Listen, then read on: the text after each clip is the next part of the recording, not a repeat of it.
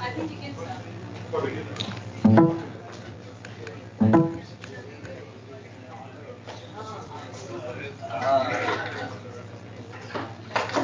आज तो हमारा दिन है लेकिन इनका भी सबका है हमारा ही दिन है हम नहीं होते तो ये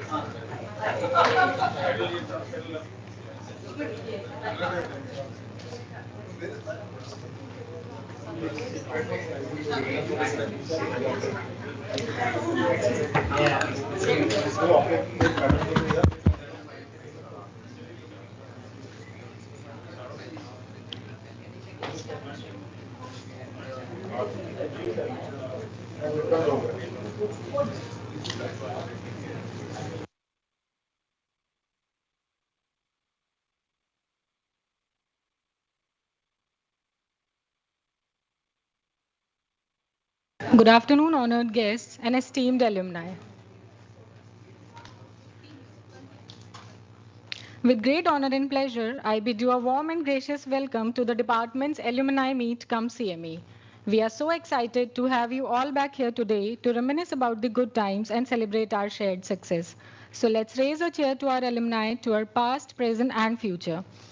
We will begin with the day's proceedings with the lamp lighting ceremony, invoking the blessings of Goddess Saraswati, the embodiment of wisdom, learning, and knowledge. I am honored to request our distinguished guests to grace the stage for the auspicious lamp lighting ceremony. May I request Dr. Sudha Suri ma'am, Professor, Dean, former Dean and HOD, Radio Diagnosis PGI, Dr. Harsh Mahajan, founder and chairman, Mahajan Imaging, Dr. Niranjan Khandelwal, ex-professor and head, Radio Diagnosis PGI, Dr. M.S. Sandhu, HOD Radio Diagnosis PGI, Dr. Paramjeet Singh, organizing chairperson of the CME, and Dr. Mandeep Garg, organizing secretary of the CME, to kindly grace the stage.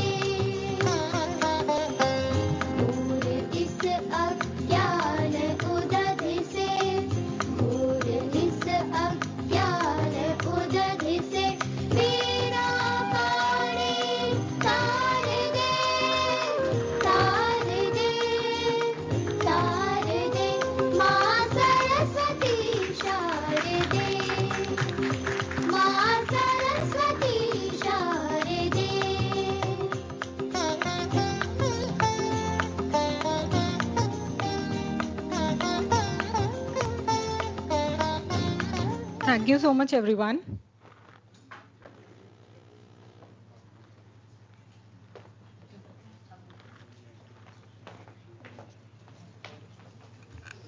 Gratitude to our guests for illuminating the lamp. May the resplendence of wisdom and sagacity illuminate our paths ahead.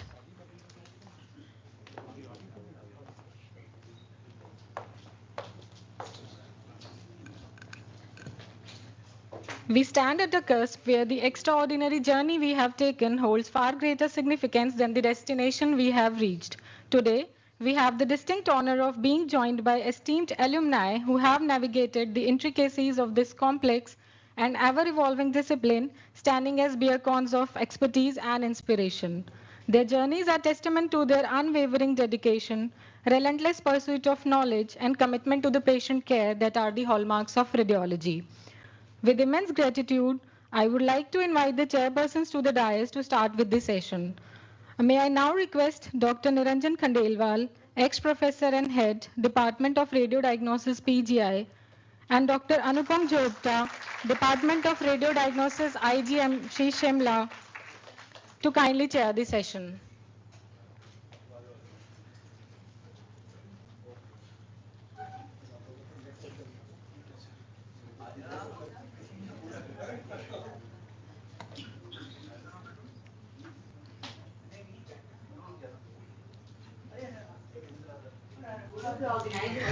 May I now request Dr. Paramjeet Singh, organizing chairperson of the CME, to kindly chair the session.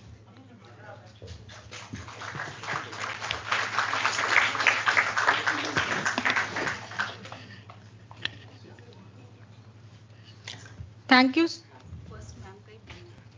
Ma'am का ही बोलना है. Okay. So I don't think we are justified to be the chairpersons of the CME. Every one of you are in the chair and you are organizing this alumni meet. But as a courtesy to the CME, let me first invite to my senior professor, my head, and in fact, it will not be out of box to say my guiding light in this institute, Dr. Sudhi was the former head and dean of PGI Chandigarh. She did well, you did MD in 1973 from this institute and joined as an AP in 78 and became head of the department in 86. And I remember when he retired very well. So please, ma'am, your journey in PGI.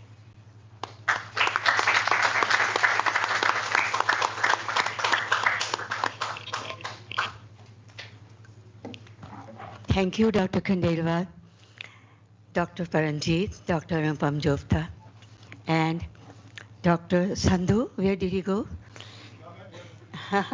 Yes, and Dr. Harsh Mahajan. And, of course, my colleagues, my students. I see each are here. When I see him, it looks unbelievable.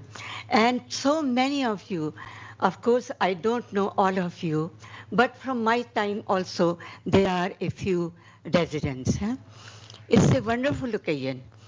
And I must thank you, Dr. Paranjeet, and others, to give me this golden opportunity to share with you my nostalgic moments and golden moments of my career. So let us start. Before I start, can we go to the back slide, please? Could somebody put the slide back? In any case, I will speak if it doesn't go. Before I start, I must pay my humble tribute to the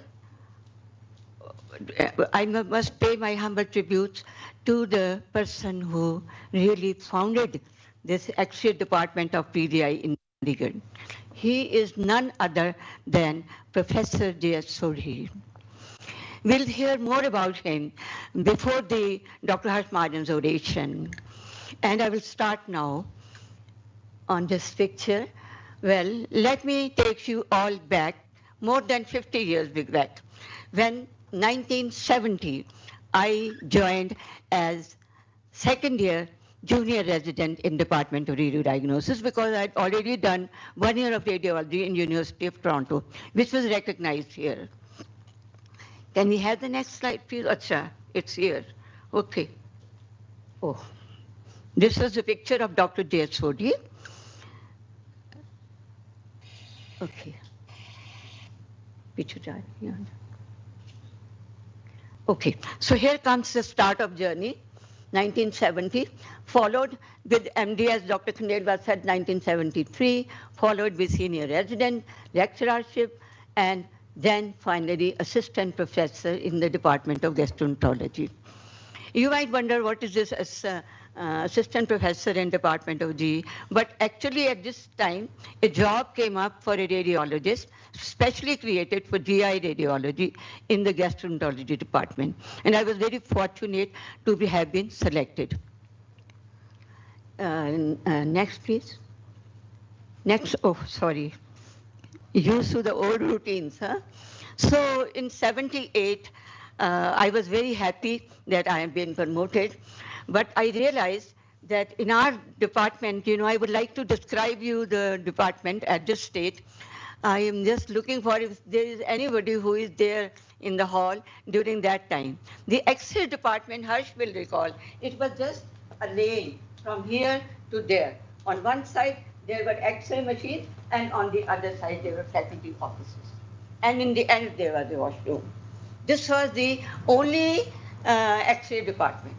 There was no ultrasound, no CT, no MR, no NG. So the gastroenterology department, when I took the job, they gave me 1 day to work in the main department. And in that 1 day, I used to select my own patients. And I started, although it was only 1 day, I could do in that small bowel enema. I could do first PTBD in TGI.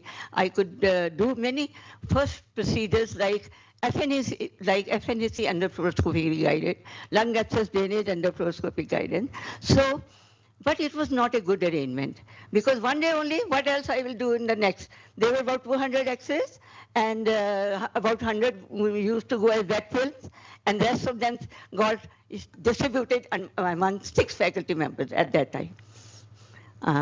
Unfortunately, none of them is here.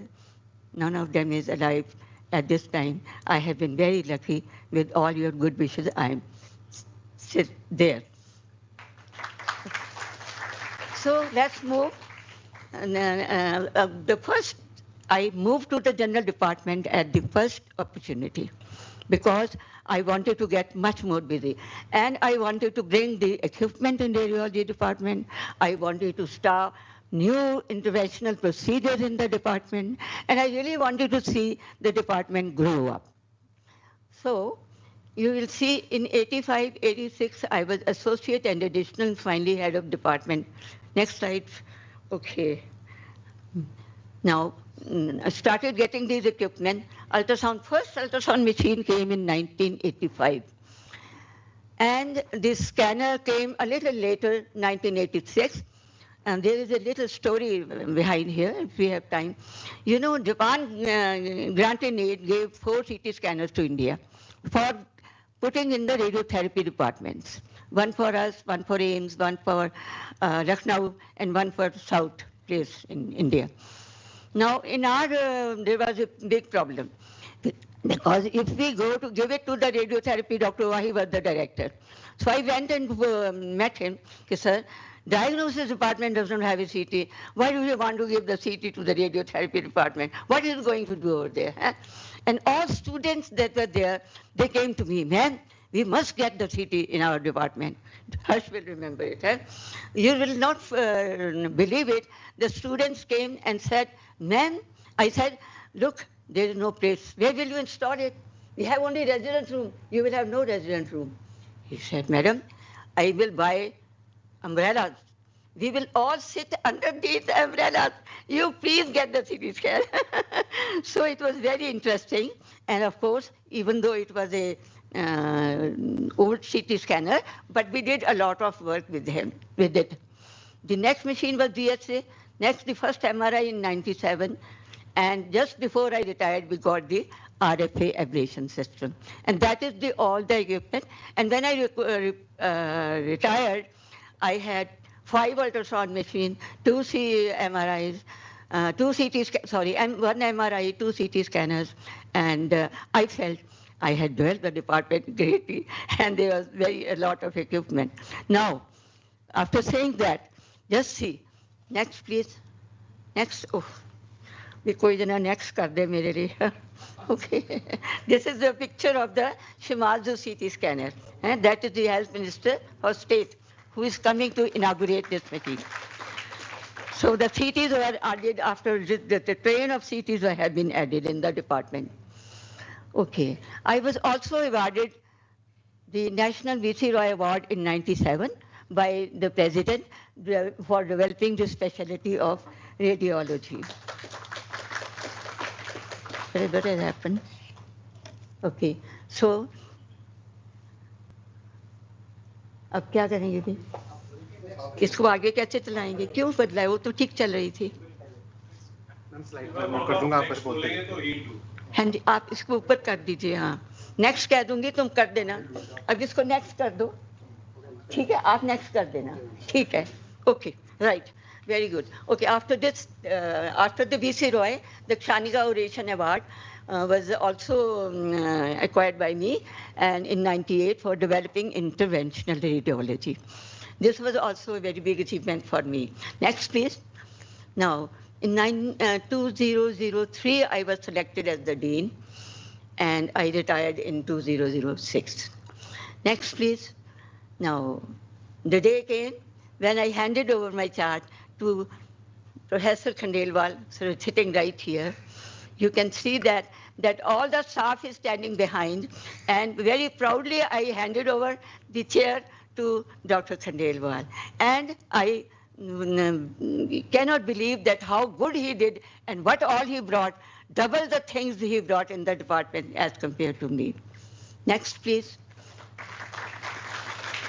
The other achievements, AIMS Nancy PGI imaging courses were started with Manorma Bedi, Veena Chaudhary, and myself. These courses were wonderful and they were very popular. Even in other countries, they were popular. I went to Riyadh in Saudi Arabia and I saw all the students reading those books. I was simply amazed. And in the end, this resulted in the publication of a textbook of radiology. Another achievement which I must mention to you was the organization of 51st Annual Congress of IRIA in 1998. This was a wonderful conference. I remember people telling, "Etna acha in IRIA kabhi hua bhi nahi aur kabhi hoega bhi nahi." You know, this was very surprising. I used to tell them, no, future is very bright. There will be many more IRA, much better than this. But they said, no, we know that no one can produce such a good reception of people. Huh? So, because doyens of radiology had come, Anne Osborne for neuroradiology, Carol Romack for ultrasound, Sanjay Sani from Mass General Boston, and so on. Next, please. Next, please. Okay. Here is the people. वो pointer है आपके पास? फिर तुम्हें देना पड़ेगा वापस. दूसरा pointer भी ले आता हूँ. हैं? Pointer तो रखना चाहिए ना यहाँ पे. हाँ. Okay. This is Professor Arthur Gadraj, who is known as father of radiology. He is in Madras, in India. He was, you know, when I came back in 80 and with American boards, I think he was the third or fourth person who had American boards radiology before me, right? So those days it was considered very prestigious to be passing American Board of Radiology. So here is Manorma Bedi, here is Veena Chaudhary, here is Beenagi, here is myself, this is Seema, and then there are all people. Sushma Vishit, of course, I should not forget. And this is Dr. with us no more in which hospital, Dr. Khandelwal, you remember? No? Okay. In Delhi. Oh, ये क्या कर लिया भैया आपने? Please. Okay. Next कर दो. अच्छा?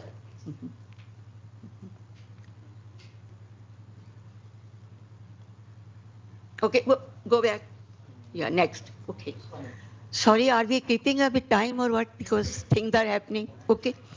Okay. The other contributions. For now, when I came back from radiology, I already said that I got obsessed with the idea of intervention. I thought I must bring it in the PGI. And the second development was the specialty-oriented departments. The first specialty which came out from the rest was neuroradiology, which of course I had it in the first few months, and then I gave over to Dr. Khandelwal. The second one was pediatrics, which Dr. Kataria took over. And then, of course, slowly, all specialties, they were separated. Then new courses like DM Neuroradiology was started. Go back, please. And subsequent to my retirement, many other courses like DM Interventional Radiology, Fellowship in Pediatric Radiology, MSK radiology, and women's imaging. All this, of course, started after I retired. Next, please. So this is Dr. Margulies, who is the father of interventional radiology and abdominal radiology. Actually, his book we all used to read when I was in Toronto also, and in India also. So I was very lucky to have a picture with him in Delhi. Next, please. So international procedures that we do in our department are all listed here. I was very fortunate that I got the opportunity to do most of the procedures. The first time were done by me, although I was so lucky to have wonderful faculty members who took over from me and developed all those procedures much better than me and much higher than me. So this is just thorough-guided liver abscess drainage, PTBD, high diated cyst ablation. These are all the things that are done here. So we will be showing you. Next, please, next slide. Yes, this is just an example I will show you. This is our liver abscess drainage. In fact, the first liver abscess came from Dr. Lata Kumar in a 4-month-old child. There was a small abscess, and the ultrasound had come. So I put in a needle and aspirated, and it was all aspirated. Later on, myself and Chatrabal Rajak, I don't know whether he's here, we carried a study between aspiration and drainage. We found drainage was better than this. This is a large abscess, which was percutaneously drained. Next, please. And you can see that catheter over there, and you can see the filled with dye, the abscess is still there. Next, please. After 2 months, the abscess is completely gone. Next, please. This is a patient who presented with gross dilatation of the CBD with 20 milligrams of serum bilirubin, and we had to do the PTBD. And we went from the left duct here, although we can go from the right side also. Next, please. No, this is another patient of malignant obstruction at the liver hilum. You can see the PTC. PTC in our department was started by Dr. Sushma Vishisht. I said that most of the procedures were started by me, but PTC was started by Dr. Professor Sushma Vishisht. And I'm sorry, something has happened. Okay, beta ye git gaya niche dekh lo. So we were saying that this is a patient of malignant obstruction at the liver hilum, and we went by the ERCP to show the lower part of the CBD. Next, please. The same patient, we approached on the left side, and you can see the lower end is very beautifully seen this normally, and the block is about 2-3 centimeters long. Next, please.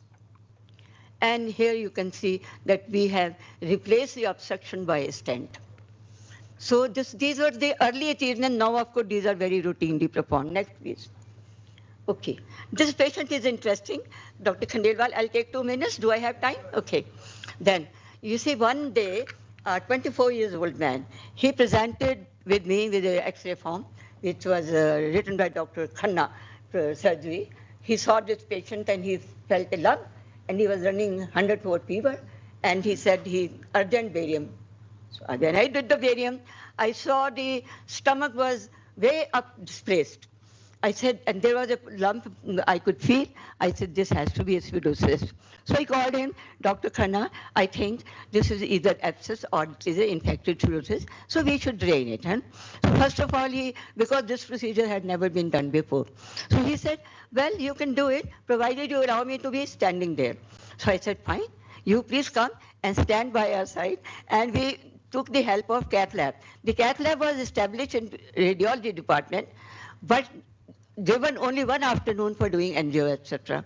So we borrowed the cath lab time, and over that small 9 centimeter, you remember Dr. Khandelwal? Small image intensifier, we put the needle. First we outlined the stomach, and we also outlined the colon, if you can see down below there. And where the window was there, then we went in. And we drained this. The 2 big bowls of pus were drained out from here. And the boy was sitting in his bed eating breakfast next morning when I went to see this person. So this was the start of pseudocyst drainage abscesses, drainage of pseudocyst. Next, please. Okay. So here is just a slide to show CT-guided biopsy of a right paratracheal mass, which was proved to be lymphoma, I think. Next, please. This I mentioned to you that we used to do that under image intensifier percutaneously, drained lung abscess. Next, please. You see there is no abscess drained by the fluoroscopically route. Next, please. Okay. Now, Dr. K.M. Das, he took over the pancreatic pseudocyst drainages. He developed that technique and also developed a double J pigtail stent with one pigtail part in the abscess and the other pigtail in the stomach. And Dr. Das also did percutaneous nephrostomy and many other interventional procedures. So he got the Ashok Memorial Award. And this picture is of that time, of that day when he got the Ashok Memorial Award. And you see Dr. Urvashi, Paramjit was telling me she's here. Yes, hi, Urvashi, you remember? Yes. And I remember. She can't recognize her. Kathiria is the one. Is Kathiria here? No, no, no. Okay. Okay, next, please. Okay. This is a patient who came with hypertension. Dr. V.K. Sharma sent it to me for angioplasty. We did the angio. We found very nice lesion, just ideal for angioplasty. 1 centimeter long stenosis. Next, please. And we procedure performed. Now, there is a little story behind it that this angioplasty was performed with an old catheter which I brought from Toronto University. When this case came to me, we could not have a balloon catheter. I asked Dr. Sapru, he refused to give the catheter. I said, what to do? The patient is ideal for angioplasty. So I got the sterilizers and I put the catheter, and this patient had a wonderful response to this thing. Next, please. Hanji. And Dr. Neela Malik, who is loved by so many residents and respected. I heard she was coming, but what happened, I don't know. So she's here. She went to Bahrain, and nowadays she's here, settled in Faridabad probably. She is there. So she also got Ashok Memorial Award for Ashok Mukherjee Memorial Award for renal interventions. I think it was the tumor embolization of hypernephroma. Hanji? Yes. Okay. Next, please.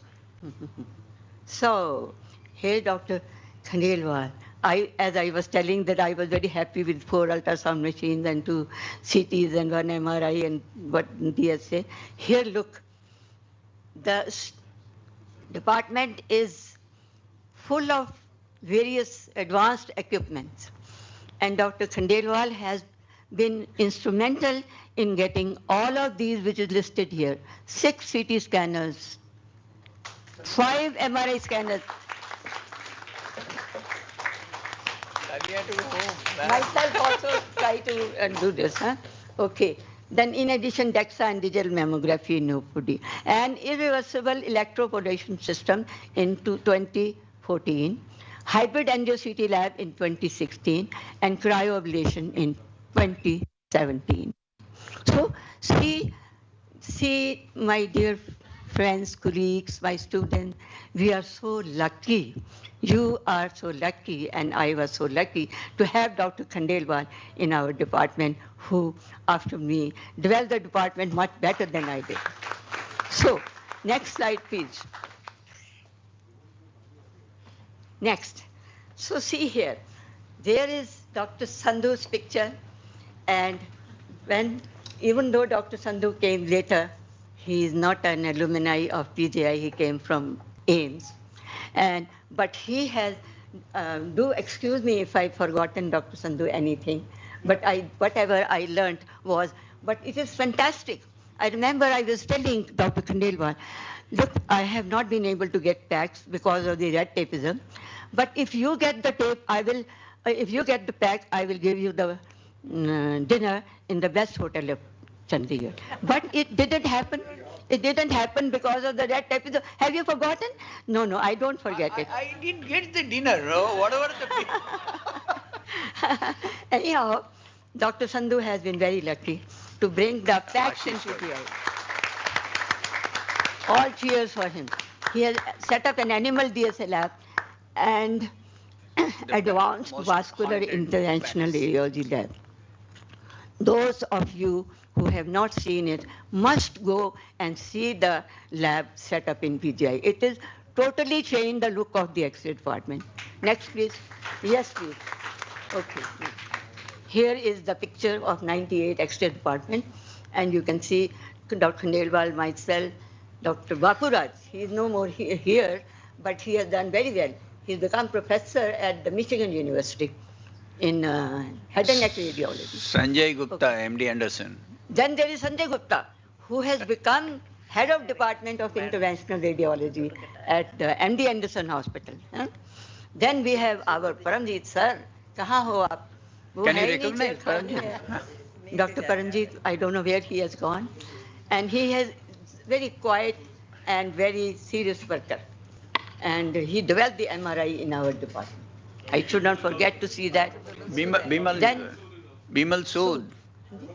Bimal Sood, I'm coming. Coming after that. After Paranjit is Bimal Sood. He went to Australia and he's here. Oh, I can't believe it. And then, of course, Dr. Sandhu. Sampat Kumar, he has contributed even more than any of the radiologists because any machine which was installed, well, it was he looked after. Where is the room for the radiologist? Where is the head end of the machine? And his contribution cannot be measured in words. He has retired now. Next, please. So now, this is our X-ray department at present. And we have, I think first is Dr. Chirag, is that right? Yes, yes. Okay. Yes. Then, of course, Naveen, I will never forget. And that is the neuro Vivek. Vivek. Vivek Ujjwal. came first, and he wanted to leave the private practice and get into radiology.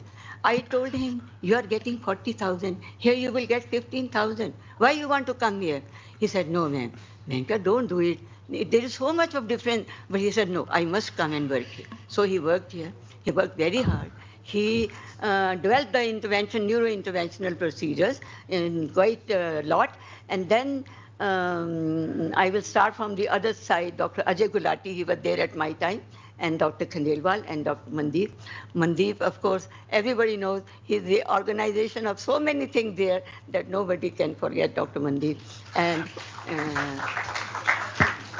I Ujjwal, Ujjwal Gorsi. Ujjwal Gorsi, खड़े हो जाओ. Ujjwal Gorsi.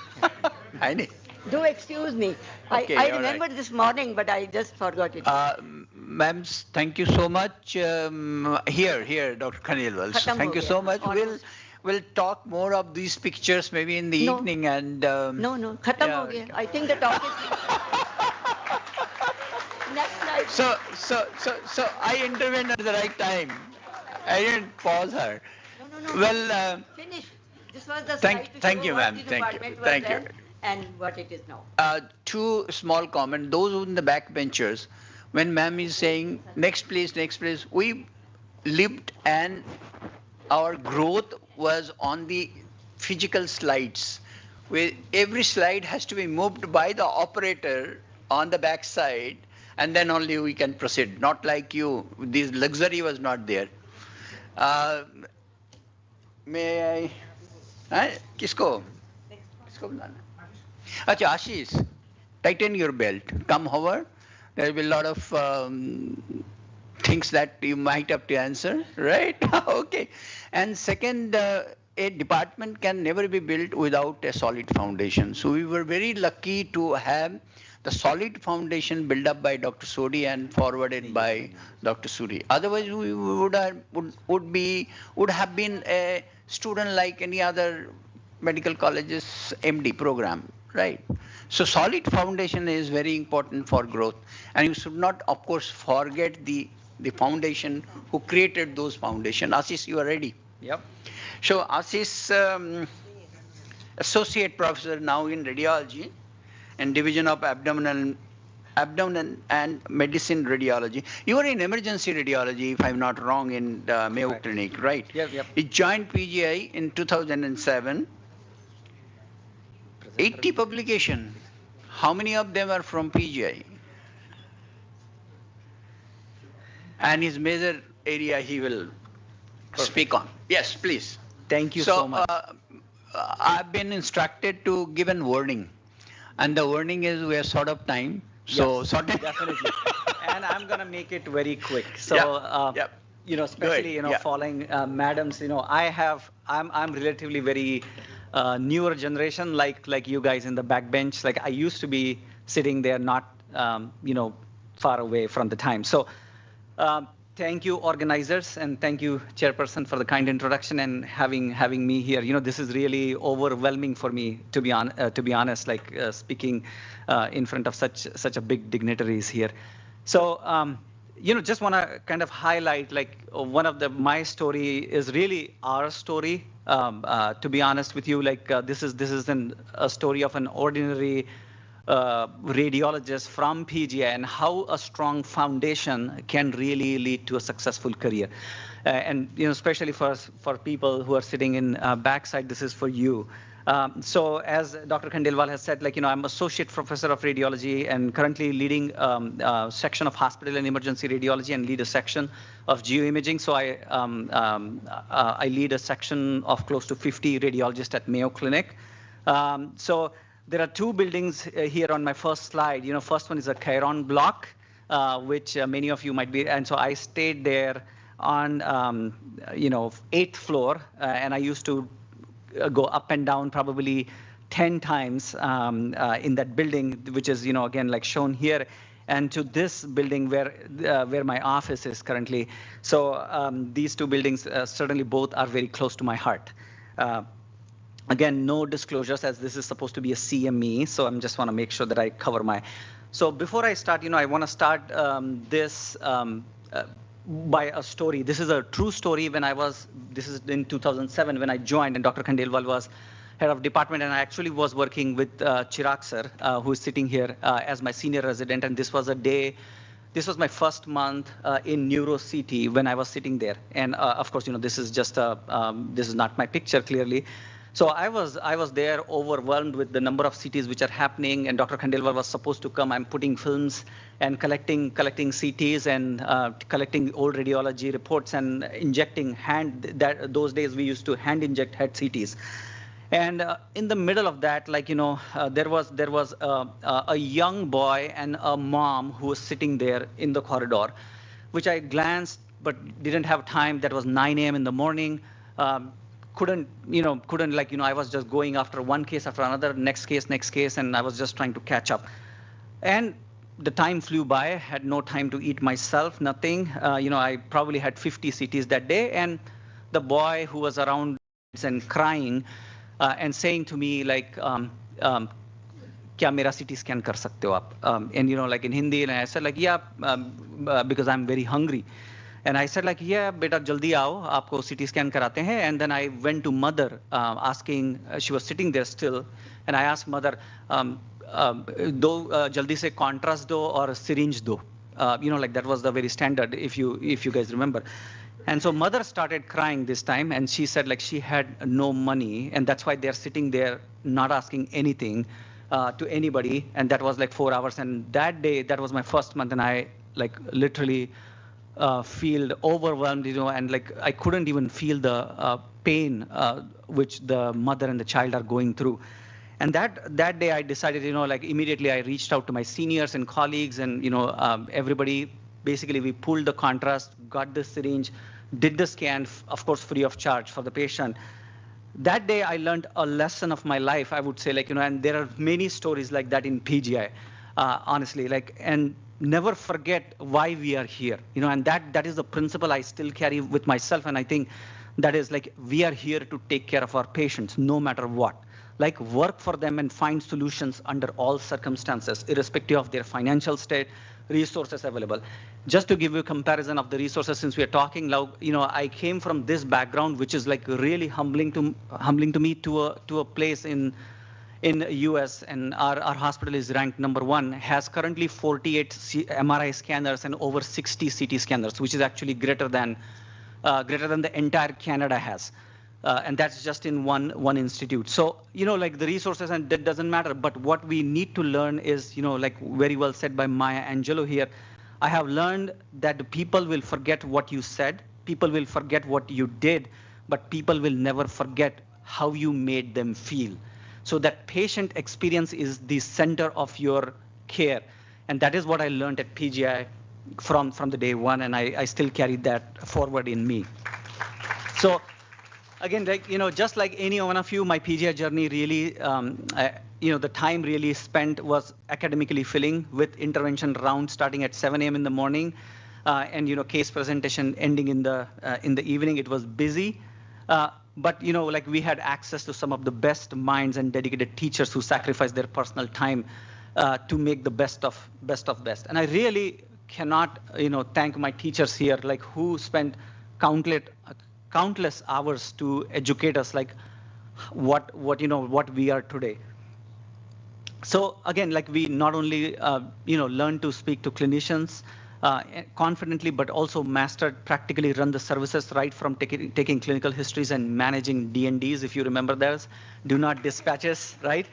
And like there were like n number of difficulties we faced, but remember, like, and like the most important, the one thing which I really cherish till today, and many of my friends are here, so thanks to them, like best thing that happened during my PGI day was to finding the best of batchmates, like many of them here, and my co-residents who I spend the most of my time. And these are the friends who still today I can say they stood no matter what, and they waited till midnight to go to cafeteria to eat Maggie. Vinayak, you remember those days, and made you laugh, even if it was my 10th revision with Dr. Paramjeet for my thesis topic, right?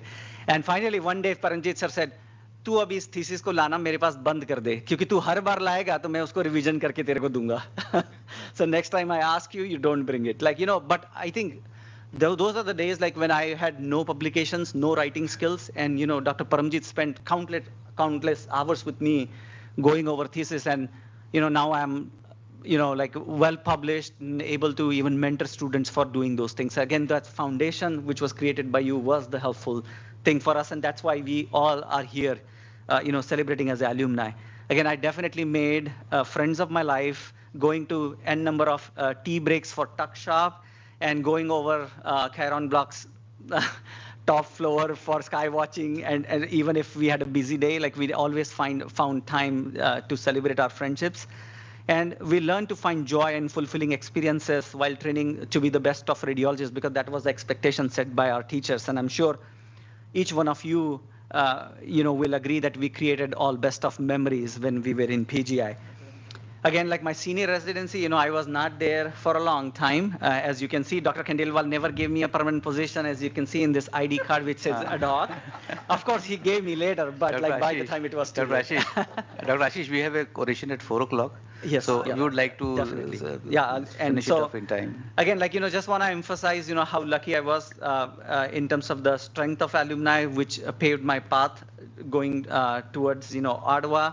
And then you guys, again, like, very, very lucky to have continued alumni networking at different conferences, which is, I always lean towards them for my any guidance.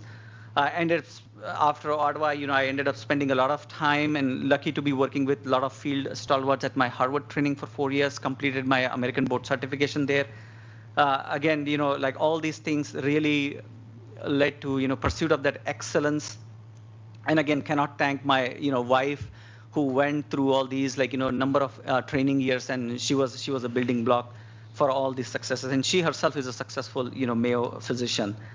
Again, like, lucky to be at Mayo Clinic, which the values which I really care about are aligned, and these are the different rich ties values of the Mayo Clinic. And Mayo Clinic has been ranked #1 for the past 8 years in United States, and still ranked #1.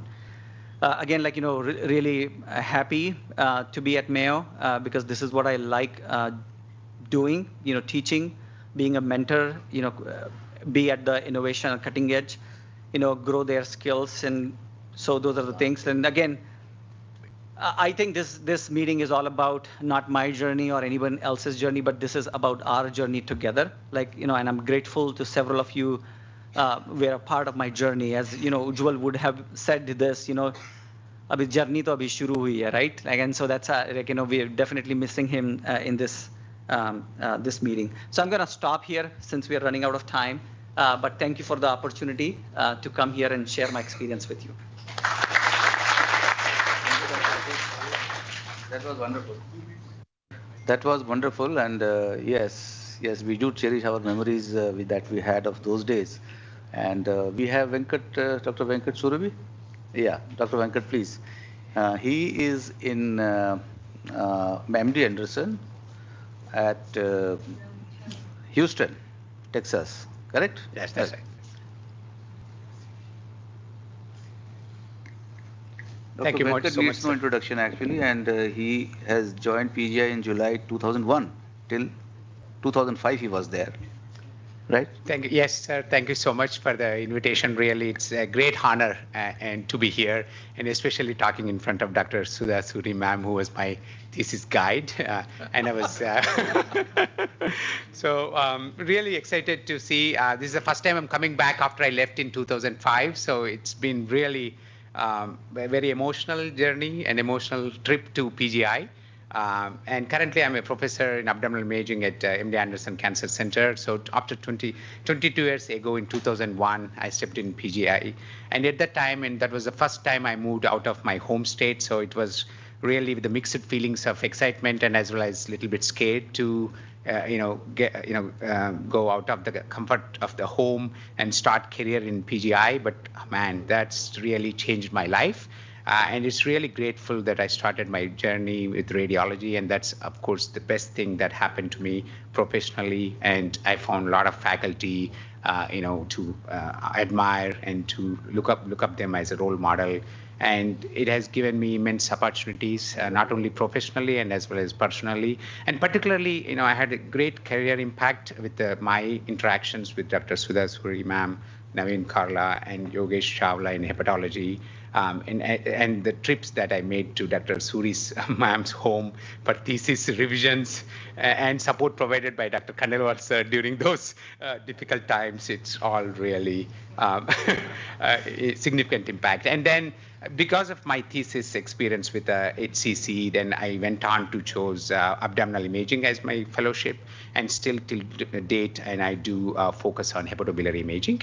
And of course, it also helped my personal growth, not only professional. And there's so many other influential professors and mentors during that time I worked closely with. And the most, like when I look back and really think about the memories and experiences I had in PGI, the first thing that comes to is the grand scale of the clinical, radiological, and pathological conferences that we used to have at the journal clubs, and then also the difficult case presentations before board exams and the ragging that goes on with it, and the trips to make digital slides for journal clubs, and of course, any reason to find, to celebrate with friends or party with friends, even if the slightest reason, today you did not get scolded that much. So that was the extent really, And then as far as the journey to US, after completion of the radiology residency, then I moved to US in 2005. I did my body fellowship at San Antonio, then joined as a faculty at UT Houston in 2007, and then transitioned to UTMD Anderson recently in 2021. And then throughout this journey, the PGI alumni really helped me during the transition, whether it's from India to US or within the US across the institutions. And even just within 3 months into my fellowship training, when I applied for jobs, like I got so many interviews, and then I found out like every institute had somebody trained in PGI. So they were looking at that my training rather than that 3 months of training that I received in US. So that speaks for the quality of the education that we all received and the hard work that went into develop the department of PGI. So and also the alumni community really stayed together no matter where you go to the conference, whether US, Europe, or Australia, or even on personal trips, like always, like you find somebody attending that conference from PGI. So it's easy to, get along with the people. And this is one of the trip that not recently, like at the ARRS in Hawaii that Mandeep and Samir had visited, and then we got an opportunity to. So I had a lot of gratitude to PGI. So whenever I get any recognition, I silently thank PGI. And the journey from junior resident to senior resident and finally to alumni is really pleasant. And really the best part of my life was spent in PGI. So I enjoyed each moment, always wait for future to come. And once it comes, we miss our past. The only regret I had was I left PGI too early, too soon, because I did only 6 months of senior residency and I always wanted to move to US. So I quit it. That's the only regret. But thank you very much. Thank you, ma'am. Yeah, thank you. Thank you, Venkat. Nice memories. Yeah. And also, I have not handed over the mic to you yet, right? So, yes, you can take over now. Uh, Oh, thank you, Chairpersons. Thank you, speakers, for a nostalgic and inspiring session. Chalo. Building upon the momentum of an engaging session, we now invite our technology partners to enlighten us on photon counting CT.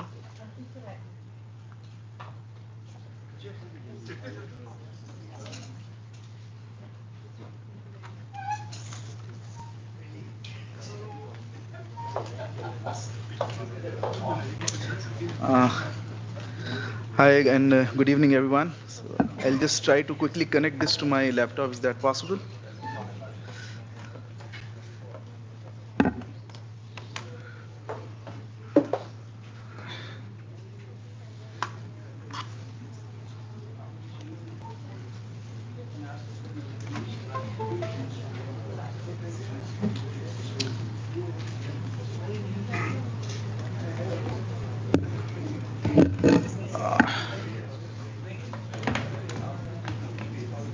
Excuse me, anybody from AV can you please share my screen over there?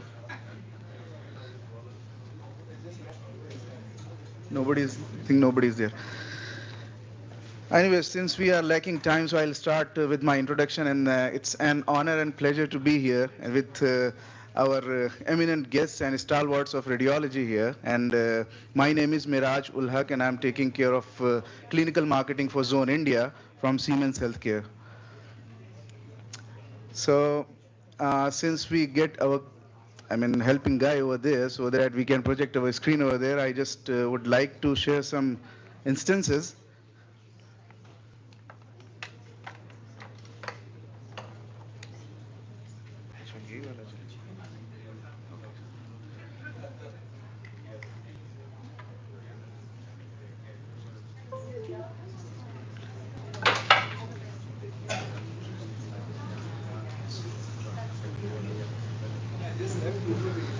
Right. So, yeah, thanks once again. And so I have been told that I have to talk about recent advancement in CT technologies, and it's my privilege to present you with photon counting CT, which is the latest advancement in CT arena. So, since the advent of CT scanner, we as Siemens Healthineers have been prominent in kind of bringing new technologies to the society for the betterment of the society and patients as well. Be it a first commercial CT scanner, or the first spiral CT scanner, or say a multi-slice CT scanner, or a dual source CT scanner. So with time, and we have come across some certain limitations of physics which do not allow us to make gantries to rotate more faster, and then again the detectors cannot be more wider also because of the heel effect and cone beam artifact limitations. And then the third limitation is basically pixels cannot be more smaller because of the exceeding radiation dose and all. So just to avoid that and going beyond the limit and breaking the barriers, we have come with a latest technology, which is a photon counting CT. Just to give you a quick glimpse of what is happening today and what we have done with photon counting CT is that this is a solid state scintillator material which a routine CT scanner is having right now, which we have currently with current technology. So the solid state scintillator material, this advent photons, X-ray photons are reaching there and they generate a light. And with this light that is being detected by photodiodes, and those diodes generates the you can say the signal, and the image is created. So there are a lot of options which are basically not creating a value in image generation. For example, these generated lights, I'll quickly take the pointer. Yeah, so these generated lights can go here on the adjacent pixel, and they can create a crosstalk that is going to create a bad spatial resolution. So this is the limitation, and just to avoid that bleaming of the light, we have to put these septa over here. So this is the limitation with current technology. Now what we have done with current photon counting CT, we have remove that scintillating material with a semiconductor, that is a charged semiconductor. So whenever any incident of photon is there, that the light is not generating the you can say signal is generating the signal is generating the current automatically, and which is being read by our photodiodes, and then the image is being created. So based on that, the each and every particle which contains that energy level is being read by our detector system. That is going to create the value in terms of spectral imaging, because in spectral imaging we generally talk about kilo electron volt, that is keV levels. So this is what is happening with a photon counting CT. Although this is a video, I'll just skip it because we are running short of time. So these are the basic advancement in terms of photon counting CT. We can create smaller detector pixels, and then since a certain level of noise, that is 25 kilo electron volts, we can set a threshold, and we can simply eliminate it as, because that generates as electronic noise. So we just can simply eliminate it, and we can get a pure spectrum of energy levels which is going to contribute in image generation. Now, as I told you, that since the each and every photon energy level has been detected by our detector material, and so each and every energy level of photon will be predicted in image quality. So basically, if we draw a graph over there, so we will get a 40 to 190 kilo electron volts of energy spectrum for each and every photon. So in general or common terms, we can say that each and every scan is basically a multi-energy or spectral scan. So yeah, so since we are having a dual source technology, we are the only vendor who has this dual source technology. We have incorporated this latest technology of photon counting with our dual source. The reason is that dual source technology is having the fastest rotation time, that is 0.25 milliseconds, and then we are having the best temporal resolution of 66 milliseconds. So this is industry leading. Temporal resolution is basically important in cardiac imaging, we all know. So just to give you a brief idea how much time we will take from, say, apex till symphysis pubis, it will take, say, 0.6 second to 0.7 seconds. So sub-second scanning is possible with all that. With photon counting CT, we can have these intrinsic values of multiple energy spectrums. So this is our dual source technology. Now, I'll quickly take you through few clinical examinations which have been done on our various installations across the world. And this is the first instance of the exam. I mean, this is you can say a routine turbo flash acquisition. Not only good image quality with higher spatial resolution, we are able to achieve this kind of image quality with really, really lesser radiation dose. As you can see, that CTDI volume for this exam is 3.31 milligray only. And the best part is that since we are having that energy level spectrum, we can generate different KEV levels also. By providing lesser contrast media to the patient, we can have a better enhancement when we move towards the lower KEVs. For example, in this study, 55 kilo electron volts.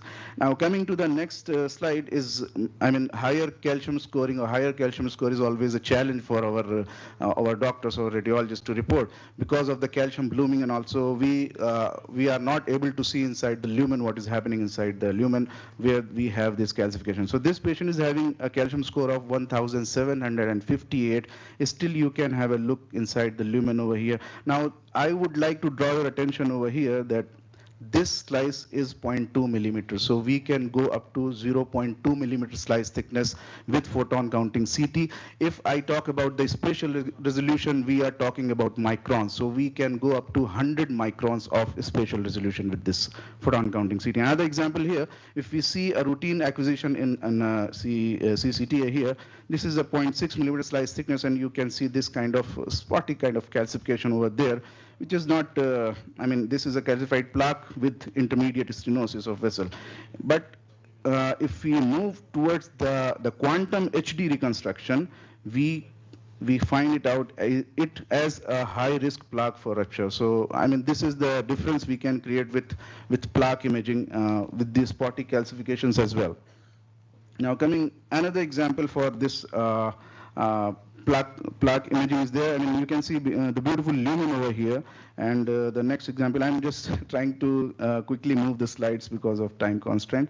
And here I just want to draw your attention over here. This is a routine conventional acquisition or say reconstruction over here. So 0.6 millimeter here you say the imaging like that, the reference image. But here you can see a proper delineation of the lumen of the artery over here and the plaque position over there. Now, coming with material decomposition also, as I told you that each and every scan is having inherent spectral properties, so we can have this material decomposition, so we can literally see what is happening beyond the plaque. Can you see that here we are having plaque over here, but we are not able to see very well inside the lumen and what is happening with the vessel wall. So we are having something called pure lumen. So with this, we can create images like that. So we can virtually remove that calcium with the help of material decomposition methods, and we can have this pure lumen view without plaque. So here and here we can have this kind of imaging in VRTs as well. Yeah, another example for pure lumen is that, as we can see it here, like this, but with pure lumen, we can see what is happening inside the vessel wall, and whether it's restenosis or something bad is happening on the plaque imaging. Now, this is the next image again. Yeah, so inherent properties, iodine maps are always available. You all can see that we are having dual source scanners. We are also having dual energy. We can generate iodine maps and all. But with photon counting CT, we are having really lesser radiation dose with fastest acquisition time of 737 millimeter per second. That's why I said, I mean, just take from apex till symphysis pubis within a second. That too with inherent spectral properties. You can get this kind of iodine maps generated out of coronaries as well with beautiful and best spectral information and spatial resolution. Yeah, I'll skip this slide. This is actually a TAVI planning acquisition. Just to show you the time, this was actually 0.9 second of acquisition time. Now, another challenge for coronary examination is in-stent imaging. So here we can see that is there any remodeling of the stenosis over here is happening over there or not, and then we can have a better look inside the stents over here. Now, coming to my next slide here, you can have a better idea of what is happening inside the stent. So restenosis or say soft plaque deposition over there can be very well visualized. Prosthetic implants, I'll quickly skip this.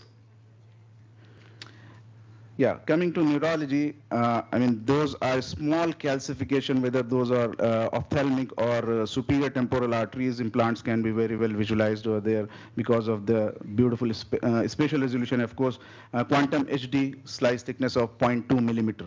Now, again, stent imaging in neurology also, you can see this is the image, and the next image of the same patient over here, you can see that it's a carotid stent over here, and we can see beautifully inside without any blooming of the stent. Blooming artifacts are totally gone. Yeah, now talking about the inner ear, so this is a small implant over there, and we can have a proper look of the implant without any streak artifacts or metal artifacts over there, so we can have a proper imaging of internal ear. Here is the case of actually piston wire prosthesis, and we can see that on the right side is properly well placed, but on the left side something bad has happened over there. So we can have a possibility of looking what is happening with those small implants as well in inner ear. Now, coming to pediatrics, always challenging, keep on jumping and all, but still we talk about that. Since this is a fast scanner of 737 millimeter per second, we can have, sedation-free scanning also. So we generally take that, we have take those possibilities on our photon counting as well. And this is a case of actually adult heart transplant to a kids. So here you can see that a beautiful imaging over there without any motion artifacts, and that is very well defined. Quickly to another case, any anomalies over there, we can have a better look. Yeah, and since this technology is concrete, and we can incorporate all our existing tool, for example, iterative metal artifact reduction tool also, IMAR, we can have that. These metal artifacts can be reduced to this. And these are the general acquisitions, and just high pitch spiral, again 0.3 second of acquisition time, we can have the whole chest covered. Not only just chest screening, we can have this spectral information in that with the airway measurements and all. Now coming to pulmonology, we can have this ultra high resolution imaging, again 0.2 millimeter slice thickness of thorax imaging. So this is a conventional type of image. And when we move to photon counting with 1 mm slice thickness, you can see, I hope you can get the difference, but yeah. But when we move to the ultra high resolution, that is 0.2 millimeter slice thickness, we can get imaging like that. So it's a kind of comparison of conventional high-end CT and neotom alpha for lung fibrosis assessment. Again, AI features for CAD, lung CAD. Those small nodules can be easily detected by our system, and then rib unfoldings are also very well visualized over here. And those are all with 0 click. You don't have any human intervention over there. Now, this is an incidental finding of CTEF, where the patient has come for this tumor localizing examination, where we have done this quantum spectral imaging, and after the examination, we found that perfusion defect in lung. So this was a kind of incidental finding of CTEF in that patient. All right, again, obese patient, not a problem, 82 centimeters of bore size, so that can easily and very easily accommodate all kind of patient size. And with this rib fracture also, even that decubitus or say oblique patient positioning is also not a matter in terms of streak artifacts and all. Can you please quickly wind Yeah, up? yeah, yes, sir. I So think we're I'll running short of just time. quickly go to MSK. Yeah, so these will be my final slides. So just have a look of this MSK imaging over here, which is done with this help of CVRT as well as 0.2 millimeter slice reconstruction. And here look at the clarity of the cortex and of the bone over here. In terms of implant also, we can have without any streak artifacts of metal implants over there. Now, since spectral information is always there, we can always quantify the bone marrow edema also in terms of color quantification and measurement of any inflammation of bone marrow. So, multiple myeloma cases. This will be my last slide. And with that, thank you very much. And thanks a lot for giving us your time. Thank you very much.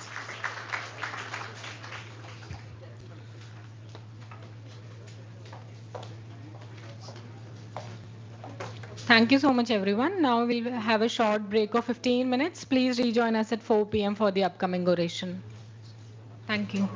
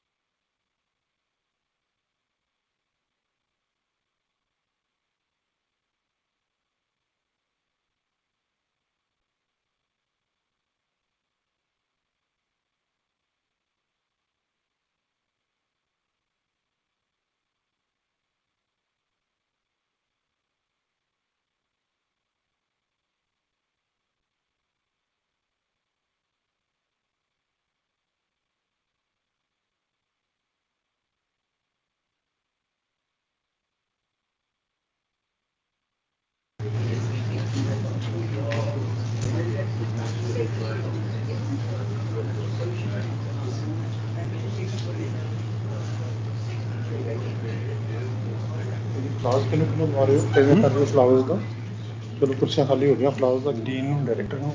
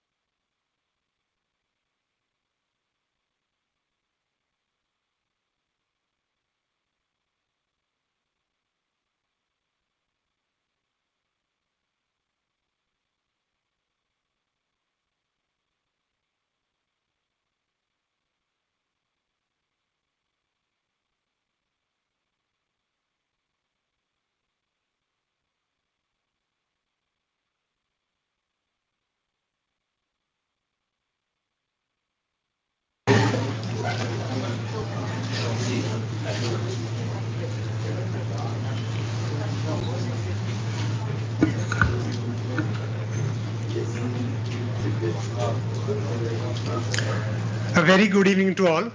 It's an honor and my proud privilege to welcome you all to the prestigious 4th Professor G.S. Sodhi Memorial Oration, which is being delivered by Padma Shri Dr. Harsh Mahajan, who is an alumnus of PGI Chandigarh and a shining star of Indian radiology. We are honored to have among us Professor Vivek Lal, Director PGI Chandigarh, and Professor Naresh Panda, Dean Academics, PGI Chandigarh. It is my great pleasure to welcome family members of Professor G.S. Sodhi, Dr. Sanjeev Sodhi, his wife, Dr. Sodhi's daughter and granddaughter. Now, as a token of our gratitude and admiration, we would like to start with the presentation of floral bouquets to our dignitaries. May I request Dr. Sonam to present a floral bouquet to our orator of the evening, Padma Shri Dr. Harsh Mahajan.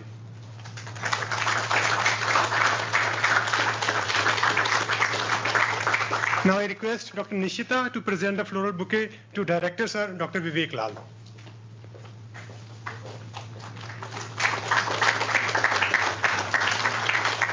And Dr. Ishmeet to present the floral bouquet to Dean Sir Dr. Naresh Panda.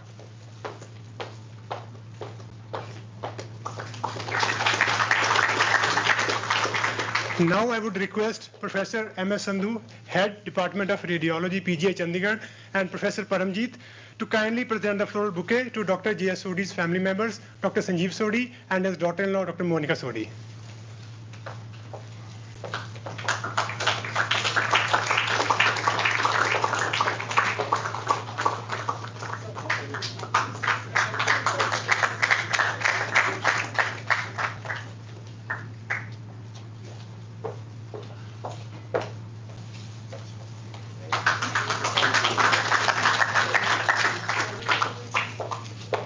Now I request our director, Professor Vivek Lal, to deliver the welcome address.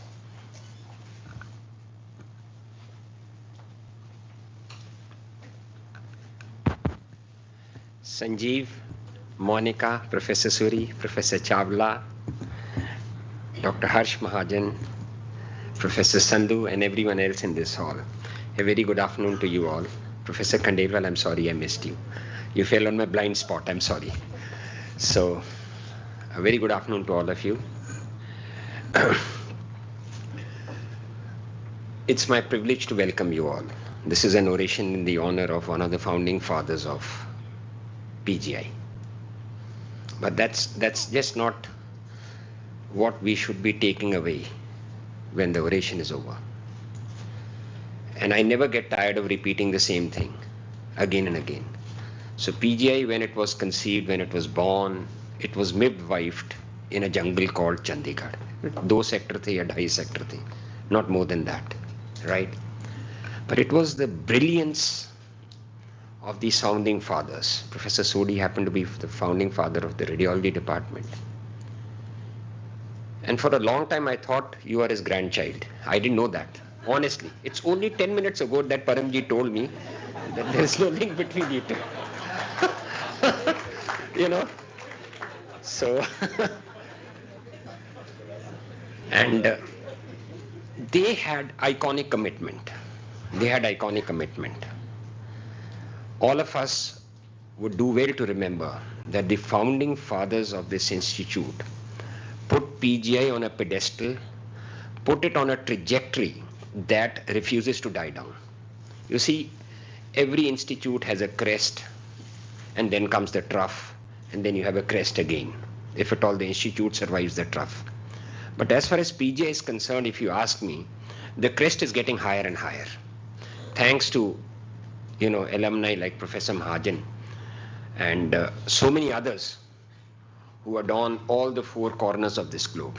In fact, when I heard that Professor Mahajan has a Padam Shri, I'm honestly telling you, I thought soon he would have the Padam Bhushan and he's going to, I don't know why you stopped there. Professor Mahajan, you need to tell yourself why you stopped there.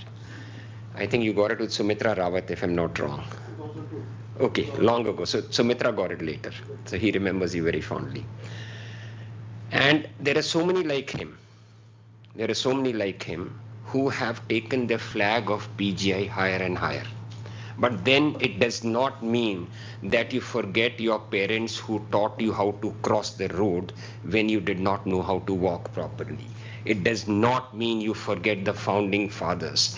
This modern generation seems to be, so embroiled in WhatsApp and things like that, that you forget to value values. I repeat, it's important that we continue to value values. It is important that we continue to give respect to our founding fathers as far as possible and as much as possible in whatever way we can. And oration is just a small remembrance. That's all. But an oration signifies far more than what the orator conveys and far more than what it actually implies in that 1 hour. With these words, I again thank you all to be here, and I thank Professor Sudhasuri, Professor Sodhi's son, daughter-in-law, for having come from a family of founding fathers of this iconic institute, which is still shining bright and continues to be brighter than ever. Thank you. Namaskar.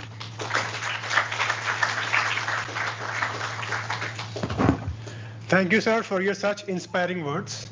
May I now request Professor Sudha Suri, former Dean PGI Chandigarh and former Head of the Department Radio Diagnosis, to kindly speak a few words about Professor G.S. Sodhi and share her journey with Professor Sodhi.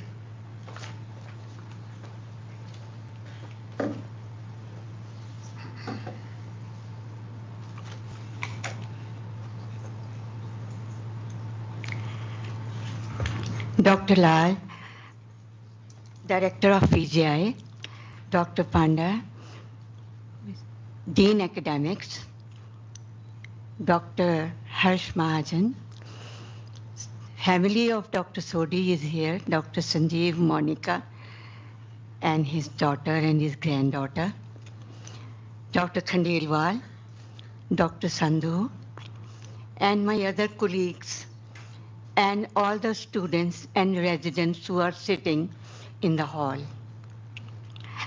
I feel very much privileged to have been asked to speak about one of the great radiologists of this part of the country, who actually laid the stones, laid the foundation of the PGI X-ray department. He opened the X-ray crates in his own hands, and he started the department in early 60s. Now, it is nice to, what is happening? Kaun dekh raha ji? Oh, okay. Okay, we are all right. I'm to just speak about his qualifications. He, Dr. Sodhi, did his MBBS in 1953, DMRD in 1954, later on DMRD in London, then FRCR in London, MS India, Cathay MS he got in 1978. Next slide, please. Yes.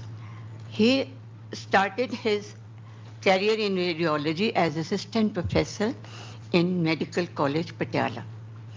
But after coming in PGI in 1961, he became lecturer, and then he rose to the professor level of professor in radiology in 1971.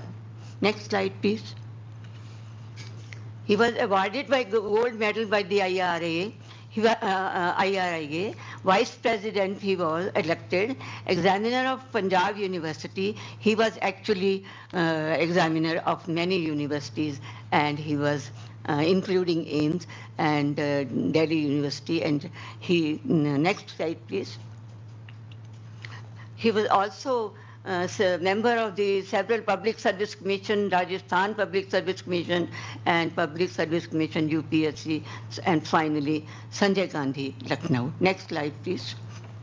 Okay, so now we will speak about what Dr. Sodhi did for the PGI and how he was in his career. He was a great academician, and he published 95 papers, and he retired in 1980, and he then probably he wanted to set up a beautiful X-ray center in Chandigarh for his son Sanjeev Sodhi. And he left us to set up the center in 1980. At the PGI, Professor Sodhi was known for his skills in conventional radiology. At that time, there was no ultrasound, no CT, and no MR. Dr. Wahi was the director, and I remember Dr. Sodhi was interested in cardiac and neuroradiology. And Dr. Wahi, the cases who were done angios previous day, early morning he would come and stand by Dr. Sodhi's back, and he will put the X-rays that, sir, please tell me the diagnosis. And always Dr. Sodhi's diagnosis was right. It was really amazing. Dr. Sodhi was a teacher par excellence. Teaching was his passion. He could go on for hours and hours while discussing X-rays with the students. Above all, Professor Sodhi was very kind, compassionate being. He left for his heavenly abode in December 13, 2008. Even though he's not with us anymore, his memories will always stay with us. His legacy is carried by his son, Dr. Sanjeev Sodhi and Monica. His wife, Krishna Sodhi ji, also passed away, although she was the one who was always on his guidance, and she was always the guidance force behind Dr. Sodhi. Thank you very much.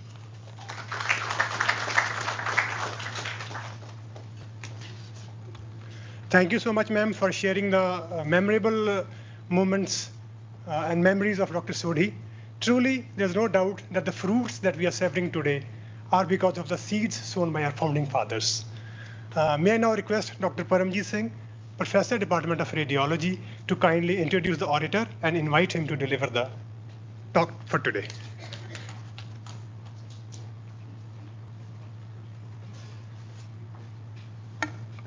It's my proud privilege to present Dr. Harsh Mahajan in front of Professor Lal, Director PGI, Dr. Panda, Dean PGI, past Director of PGI, Dr. Yogesh Chawla, my seniors, Dr. Suri, family of Dr. Sodhi. So Harsh Mahajan, Padma Shri Dr. Harsh Mahajan is somebody who was always ahead of his times. That's how we know him. When nobody thought of artificial intelligence, he was into it. When nobody thought of MRI, he was into it. And he is a multifaceted personality and touched many aspects of life in his career.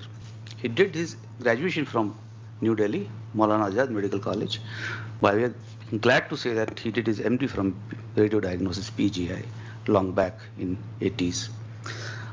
He then went for a fellowship to MD Anderson Cancer Center for MRI fellowship, and then he founded the Mahajan Imaging and Labs, and he was the founder as well as the chairman. He has been chairman of many organizations like CARING, the Center for Advanced Research in Imaging Neurosciences, and Genomics, Department of Nuclear Medicine and PET Scan, Gangaram Hospital, past chairman of Diagnostic Hospital Committee of PSD Chamber of Commerce, and he was a past advisor to International Atomic Energy, Vienna, Austria, and UPSC, the Government of India. He is a member of NAB and Health and Mental Health Committee of National Human Rights Commission, advisors to a number of government committees, including steering committees which are going on to manufacture indigenous MRIs, ultrasound transducers, and thermomammography for breast cancer screening, etc. In addition to that, he is an academician, and he headed Indian Radiology and Imaging Association as president, the post of president of ISNR, Indian Society of Neuroradiology, and so on. On top of that, to complete the picture, he was a social worker par excellence. He is chairman of NGO called Tamanna, that is Trustee Rotary Gift of Life Trust, and is academician, a member of DPS First Society, and Trust Society, and the president of DAV College Managing Committee, etc. And on the last but not the least, only one line is there, that his research is pertaining to artificial intelligence. I think it's too short. He probably will hear to his oration and we will know how much work it has been done on that subject. And finally, he was awarded Padma Shri in 2002. It is down the order here, but that was much earlier in his career. So Harsh Mahajan, it is our proud privilege to welcome you to deliver the oration, and the department is really glad that we got the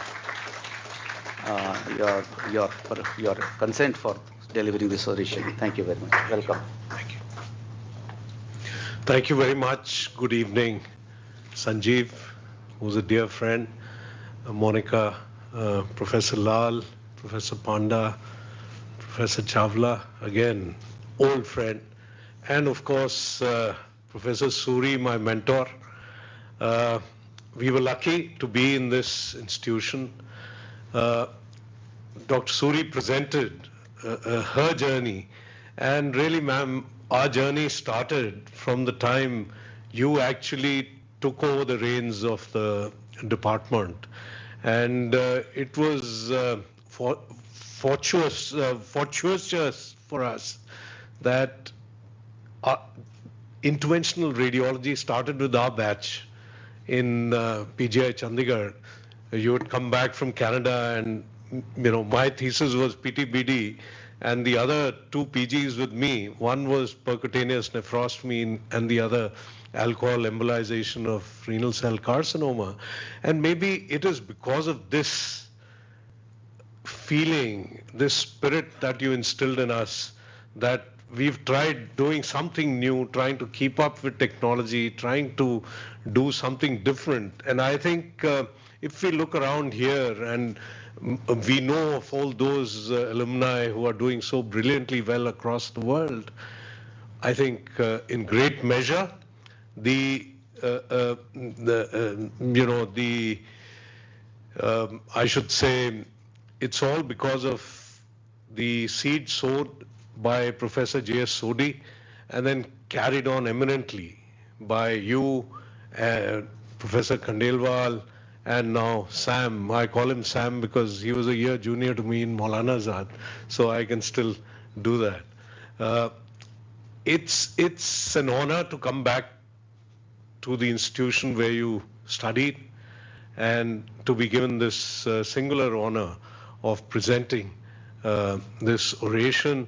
And I will, just as we've reminisced about radiology department of PGI, similarly I'll take you through what we've done in our own little way in AI in the past few years, starting 2016, 2017 up till now, and then also take you along where probably AI is going to be in the coming months and years. So as the topic has been worded very nicely by Paramjeet, a peek into the future, but starting with the past. If we could have the lights down, please. It was as recently as 2015 that Geoffrey Hinton and two of his colleagues wrote this paper on deep learning. They actually invented it. And this has been transformational as far as AI is concerned, AI in every walk of life, but more so in healthcare. And what did Geoffrey Hinton say? And Geoffrey Hinton, by the way, is the same head of AI of Google who resigned in the beginning of this year, saying that we do not want super intelligence and there have to be curves put in. So he resigned a multi-million-dollar job and is now trying to have some way of controlling the beast that he unleashed in his own lifetime. And he said in November 2016, I think that if you work as a radiologist, you are like Willie the coyote in the cartoon. You're already over the edge of the cliff, but you haven't looked down. So there's no ground underneath. People should stop training radiologists now. It's just completely obvious that in 5 years, deep learning is going to do better than radiologists. And when the statement was made, it was taken very seriously. He was a very serious scientist. This was a new technology. And we do know that in the US, there was a little dip in postgraduates choosing radiology during those 2 years. Was he the only one? No, our own Vinod Khosla, who is able to see a rising star, founder of Sun Microsystems and now an investor. He said any radiologist who plans to practice in 10 years will be killing patients every day. So they think we are so bad and AI is going to be so good. New England Journal of Medicine. Machine learning will displace much of the work of radiologists. This is around the same time, a little after that. And NEJM, you have to take it seriously. The time scale for these disruptions is years, not decades. Fortunately, there's a shortage of radiologists globally today. We need more and more, but let's see where AI is. Now, we have this little research vertical within Mahajan Imaging and Labs called CARING, our Center for Advanced Research in Imaging, Neurosciences and Genomics. The three areas which I felt were the sunrise areas in healthcare. And so we established CARING in 2016, and that has now grown into a startup called Carpal, Caring Analytics Platform. And I'll take you through what we've done about in the last 5 years, 15 research papers, 20 plus RSNA papers, 30 plus ECR papers, solely on artificial intelligence, not otherwise, and from a small group in Delhi. And the first paper on AI in the Lancet is from India, from our group along with collaborators on deep learning for head CT. So it's not that India lags behind. Algorithmic audit, we talk of trust in AI, be it in healthcare, be it in any other facet of life. We were the first to actually coin this word, and this is 2019, that we must audit algorithms before they start getting used. Unboxing AI. AI is said to be this black box. You don't know what's going on behind it. And this was again an original investigation that we did, and these were published in Academic Radiology, trying to see what is actually going on in the mind of the computer when it gives a certain result. And clinical explainability failure, and a new term we coined, explainability failure ratio.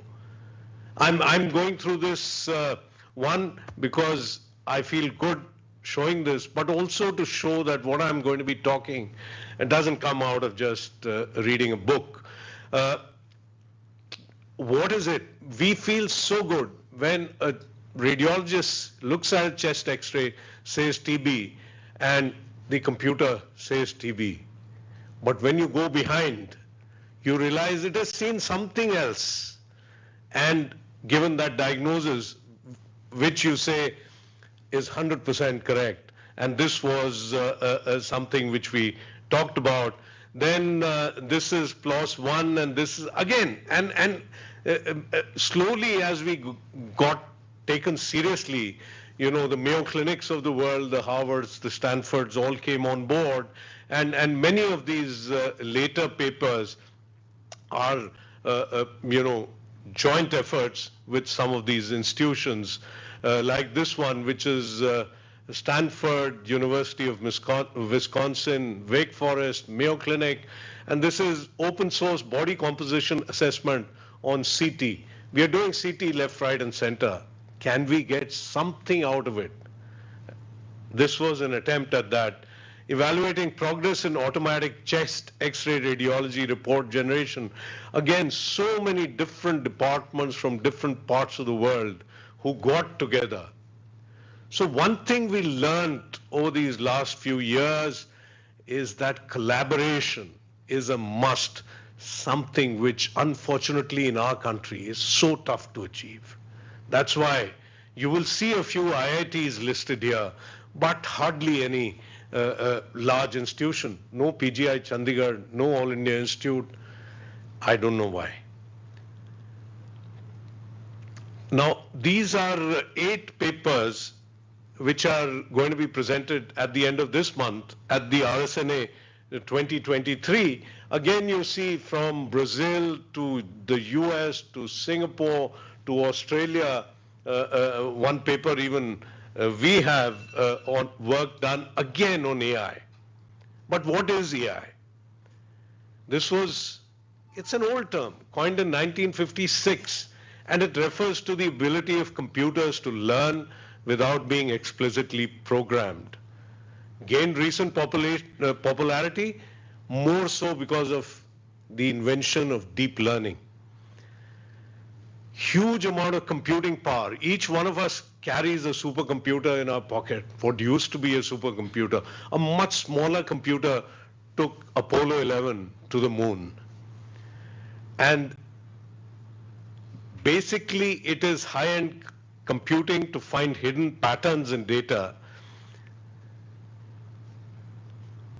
Another way to describe it is AI is whatever machines can't do yet.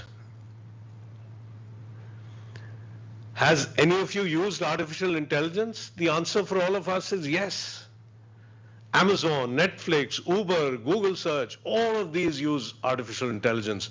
The moment you put in one search, in fact, they say even if you speak now, your phones can hear, even when they are off, you start getting advertisements for, you say, water heater, and suddenly you are flooded with ads on your phone from water heater manufacturers. So we all use it.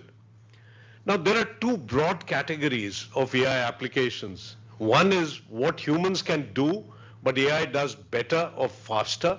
Humans can monitor CCTV cameras, can do translation of languages, but AI can do it much, much better, much quicker. And then is this other one, what humans just cannot do. We cannot tell how long it'll take from me when I drive to go from Chandigarh to Delhi. This Google Maps can do it very well, and much as you try to beat it, it won't be more than 5 or 10 minutes. So the first is not magic, the second very definitely is magic as we understand it. What is so great about deep learning? Previously we had machine learning. You had to actually teach the computer everything. Today, with deep learning, machines pick up patterns without having to be told what to pick up. They just pick it up inherently on their own. That's how transformational it has been. And AI is percolating into all aspects of healthcare. Preventive and population health, prediction of cardiovascular risk factors from retinal fundus, Nature 2018, psychiatric assessment using smartphone sensors, diagnostics, of course, radiology. Radiology has been digital from decades, and that's why it's the first field of medicine which is seeing the change. Pathology slowly picking up with digital pathology. Genomics, you would not be able to make any sense of data, the amount of data that's generated in next-gen sequencing, if you did not have AI. And therapeutics, machine learning and other technologies are expected to make the hunt for new pharmaceuticals quicker, cheaper, and more effective. It generally takes a new molecule about 10 years from inception to actually coming to market. It takes about $1 billion. What if you were to shorten that time by 2 years or 3 years? It would become much cheaper and be available much quicker. That's an area where AI can play a role. There are 700 plus FDA approved healthcare AI products. And as you can see here, the majority of them are in radiology, followed by cardiology, and rest areas still coming up. This is, as of last month, 171 artificial intelligence and machine learning enabled medical devices were added to the list of the US FDA approved devices. Of these newly added to the list, 155 are devices with final decision dates between August 1, 2022 and July 30, 2023, less than a year.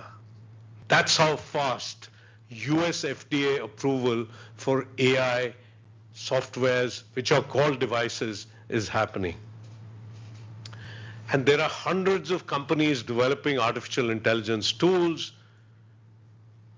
small 1-person, 2-person startups to large conglomerates, the Googles, the IBMs, the GEs, the Siemens, the Philips of the world, all of them, and the universities teaching centers, the Harvards, the Stanfords, our own IITs, all of them working, AIMS, PGI. Now when we come to radiology, there are broad categories of radiology AI solutions. You have classification solutions in chest X-ray, intracranial bleed detection, lung nodule prediction, benign, malignant. Then there is segmentation, which gives you brain volumetry, prostate segmentation, which is normal, which is the peripheral zone of the prostate, which is the central, which is the lesion, all done automatically. Then you have image translation, pix-to-pix translation. You can take T2 weighted images and get diffusion without actually doing diffusion, and so on and so forth. And then super resolution, do very low dose CT and get diagnostic quality images. We just saw the presentation on photon counting, which is also, I'm sure, at the back end, most of the new CTs, MRs are using deep learning. Now, if we look at radiology workflow, and this is, after all, a radiology oration, we have different factors: patient scheduling and preparation, going on to scanning and image acquisition, processing and analysis, and then the holy grail, which is the diagnosis. Now, look at this paper which came long ago from Mass General, Harvard, machine learning for predicting patient wait times and appointment delays. So many times we have fights, especially in the private sector, where, just one sec, I'd put it off, where, you're running 1 hour late, 2 hours late, especially in the MRI department. This is a algorithm which very accurately, it seems implausible, but very accurately it's able to tell you John Doe, who's booked for 2 o'clock, please call him at 3:30, he's going to be late. Can be very helpful. So it's not only what the radiologist does that's going to be affected, but so many other things. Predicting scheduled hospital attendance. We book patients and Dr. Chawla will ring up, I have an urgent case, you say there's no time, sir. Ye to parso hi hoega. Now this is an AI algorithm which is able to predict that out of those 40 patients that you've booked, which 5 are not going to turn up, and pretty accurately. And so you can, fit in Dr. Chawla's or Dr. Lal's patient during that time. Now, this is a paper we presented at ISMRM in 2019, creating virtual MRI. And this is a T2 weighted image, as all of you know. This is a true diffusion. This was a patient who came with acute onset deficit in the arm. And this is virtual diffusion. You have to believe me when I say that this T2 is all that was shown to the computer, and this is an algorithm we developed.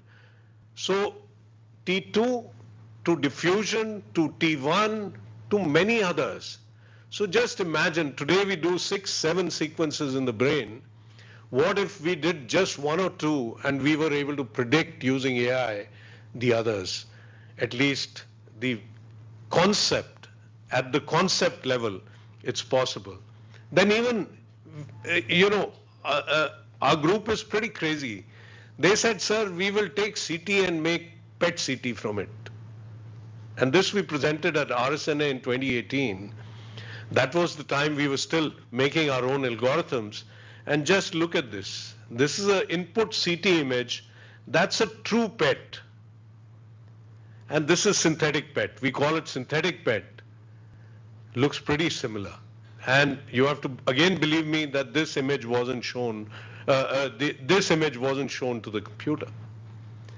And see this, input CT image, that's a true PET. This is a synthetic PET, and another case. So the possibilities are immense.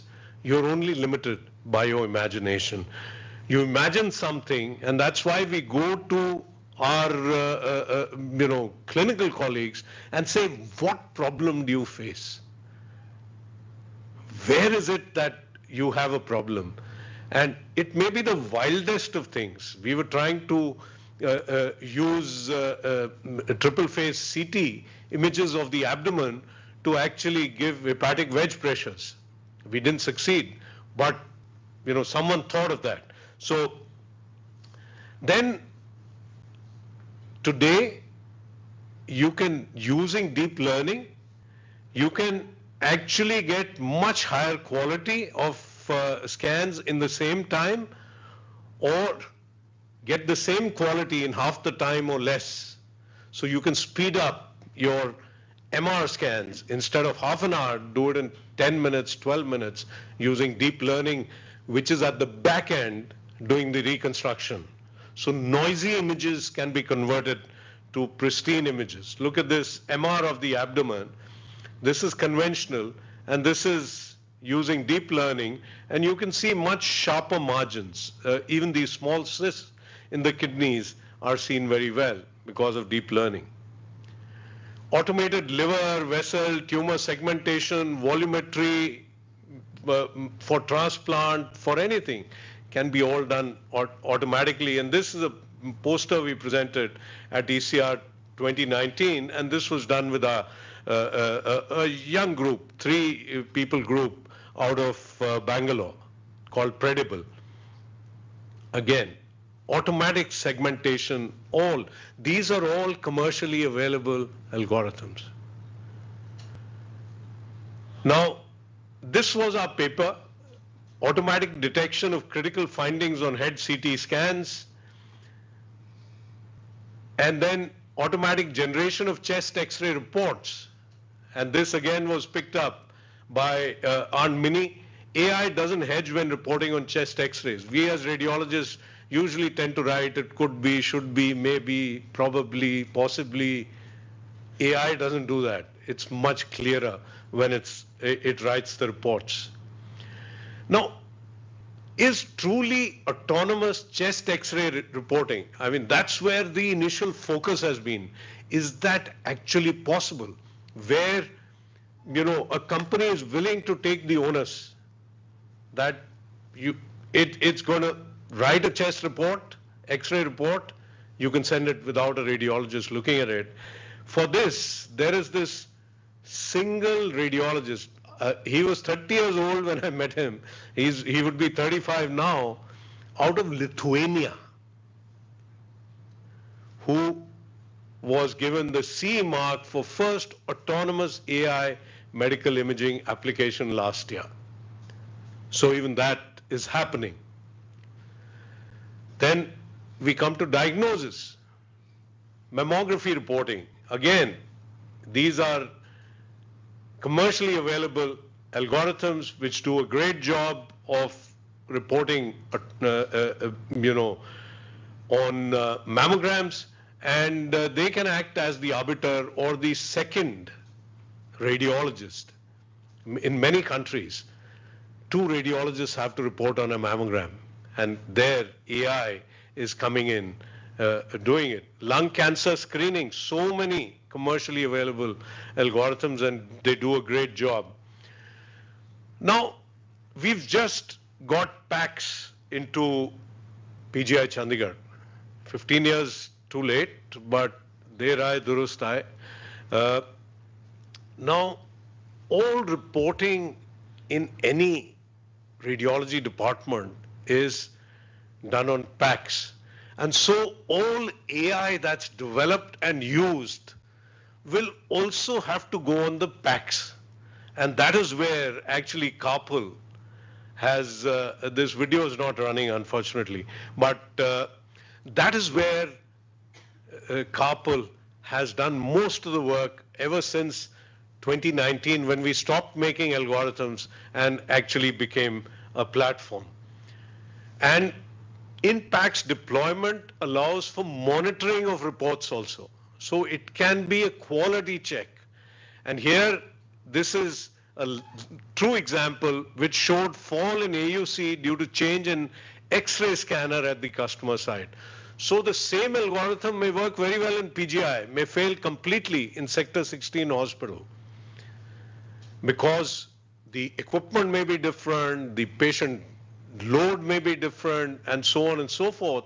And so it's important when you actually bring in AI into a hospital clinical setting to be able to do monitoring as well.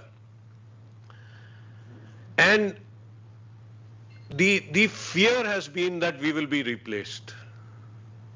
But I think the right thing is not to think replacement, think augmentation. We will be more productive. We will be more accurate. We will be better. Patient turnaround times, report turnaround times will get better. And just as happened in lab medicine, a pathologist signs off 1,000 reports, approved, signed, and sent with basic QC practices. Similar will be the case in radiology AI or cardiology AI or neurology AI in the time to come. If a single pathologist can sign out 1,000, maybe that's an understatement, 5,000 reports a day, think about how a radiologist can scan out 1,000. Today we do 25.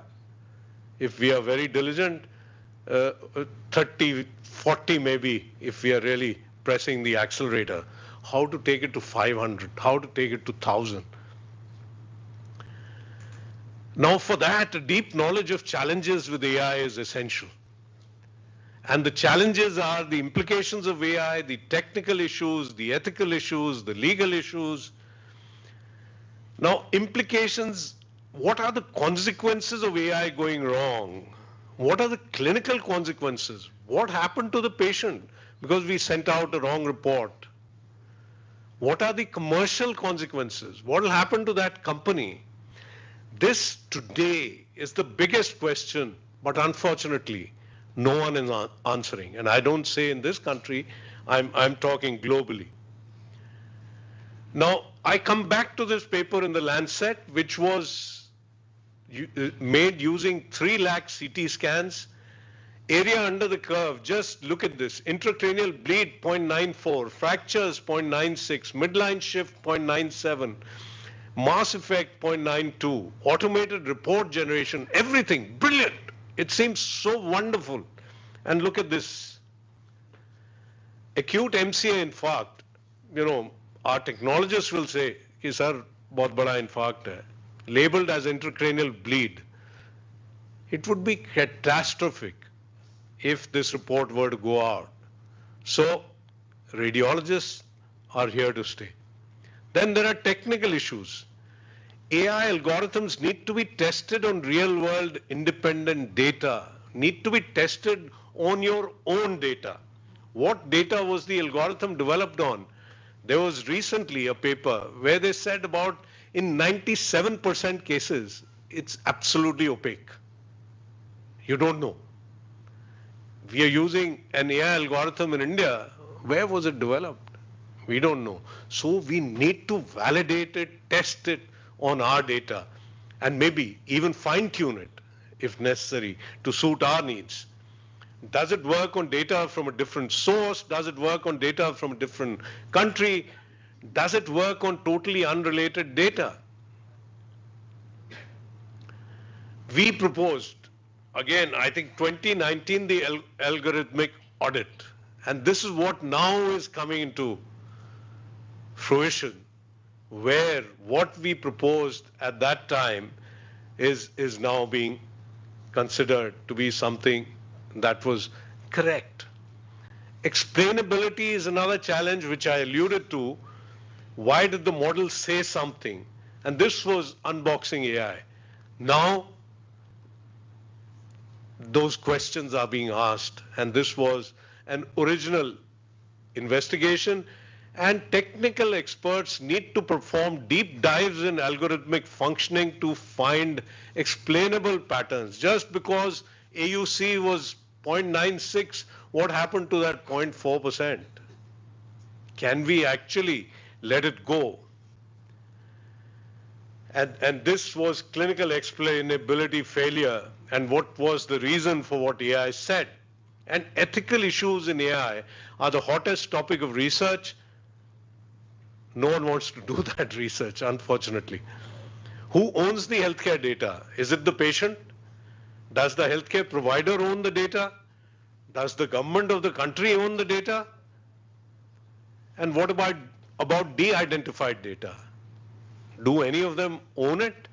I think the European Union has brought out a document on this, and so has the Indian government, the ICMR.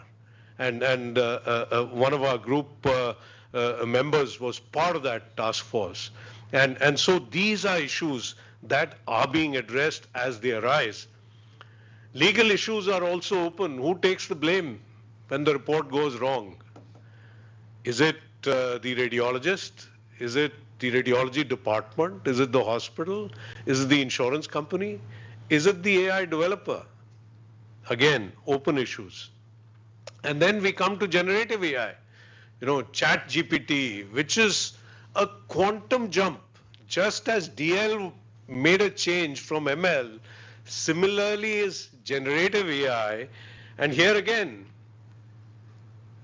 the applications of generative AI are generation of data, then summarization, which is, you give it 10 pages and it'll summarize you intelligently, hopefully, of what that whole paper means, and then search.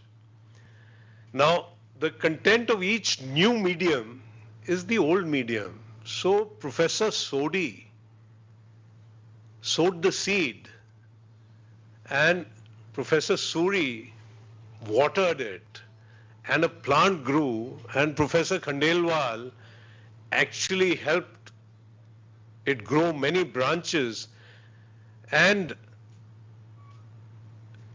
Dr. Sam, I just know him as Sam, and Sam is now taking it forward with the help of collaborators sitting there. What would he be able to do without Dr. Lal or Dr. Panda?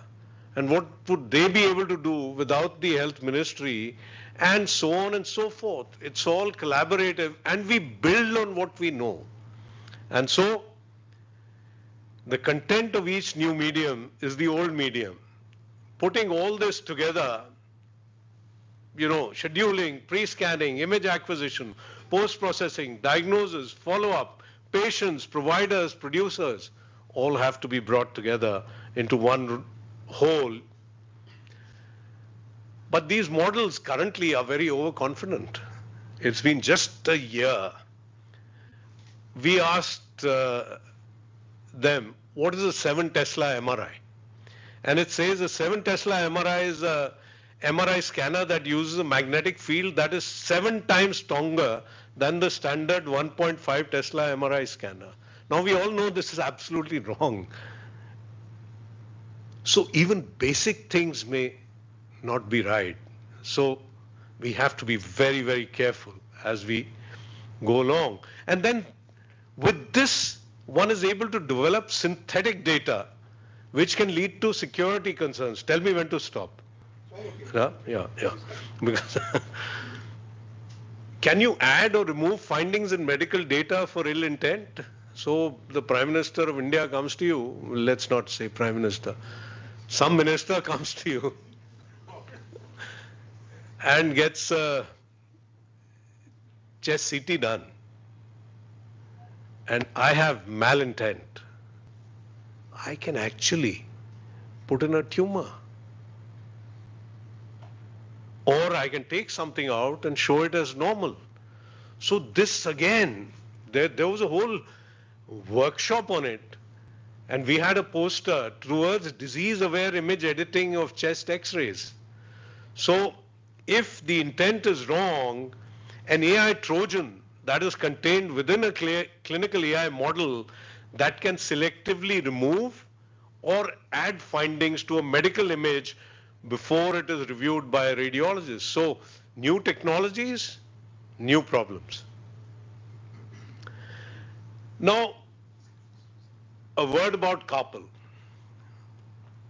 And I showed you some of the algorithms that we developed, and we also developed the chest X-ray, chest CT algorithm, apart from the synthetic PET and the virtual MR. But we felt in 2019 that so many AI algorithms being developed, nothing being used in clinical practice. So could we somehow become the middle layer? And at that time, you had every AI developer coming with his algorithm, use it. It would be one dabba, one computer, one monitor. And so how many monitors is a radiologist going to be handling? So that's when we thought, let's become the middle layer. Let's become something like a marketplace to take, and I do believe 250 to 300 AI algorithms at the very least will be used in a radiology department in the years to come. And in a hospital, God knows how many, because they will percolate into each and every aspect of healthcare. So we have been, I say it, but I say it with humility, thought leaders in proposing the platform approach for AI development. And this is a picture from 2018. And this is, our group showing that embedded in a Fuji PACS at RSNA 2018. The integrated platform for AI reporting of X-rays will revolutionize the routine reporting in radiology departments. So everything will be, you integrate carpal into the imaging workflow. There's end-to-end AI coverage, multiple, whatever you want to use, AI-assisted reporting, increasing efficiency, and complete automated reporting of routine X-rays, and so on and so forth. We call it the DevD framework, which is discover. There are hundreds and thousands of people building algorithms across the world. How can one hospital, one healthcare department learn what is going on? That's where we will help you, because we are a marketplace. We go out into the market. We know who are doing a good job, where something good has been developed. We test it, validate, explore, run those AI applications live on local data to estimate clinical value. So we bring them to you through a single pipeline. Once that pipeline is in the hospital, you have access to the entire world of AI without having to do anything more. Otherwise, and we've seen it takes 6 to 8 months to onboard one AI application. I'm talking of Australia here.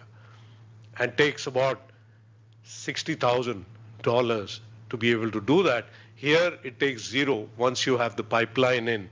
And then you validate, perform deep clinical and statistical analysis on carpal's AI testing and monitoring platform done by radiologists, your own in-house radiologists. Doesn't require computer specialists or data scientists or something like that. So easy to use. And then you deploy into your risk packs using a single user interface for multiple AI systems. So in essence, it's a marketplace which opens up the world of AI in healthcare to you. And these are currently, in fact, I say very proudly, Carpal is the largest AI marketplace in the world today.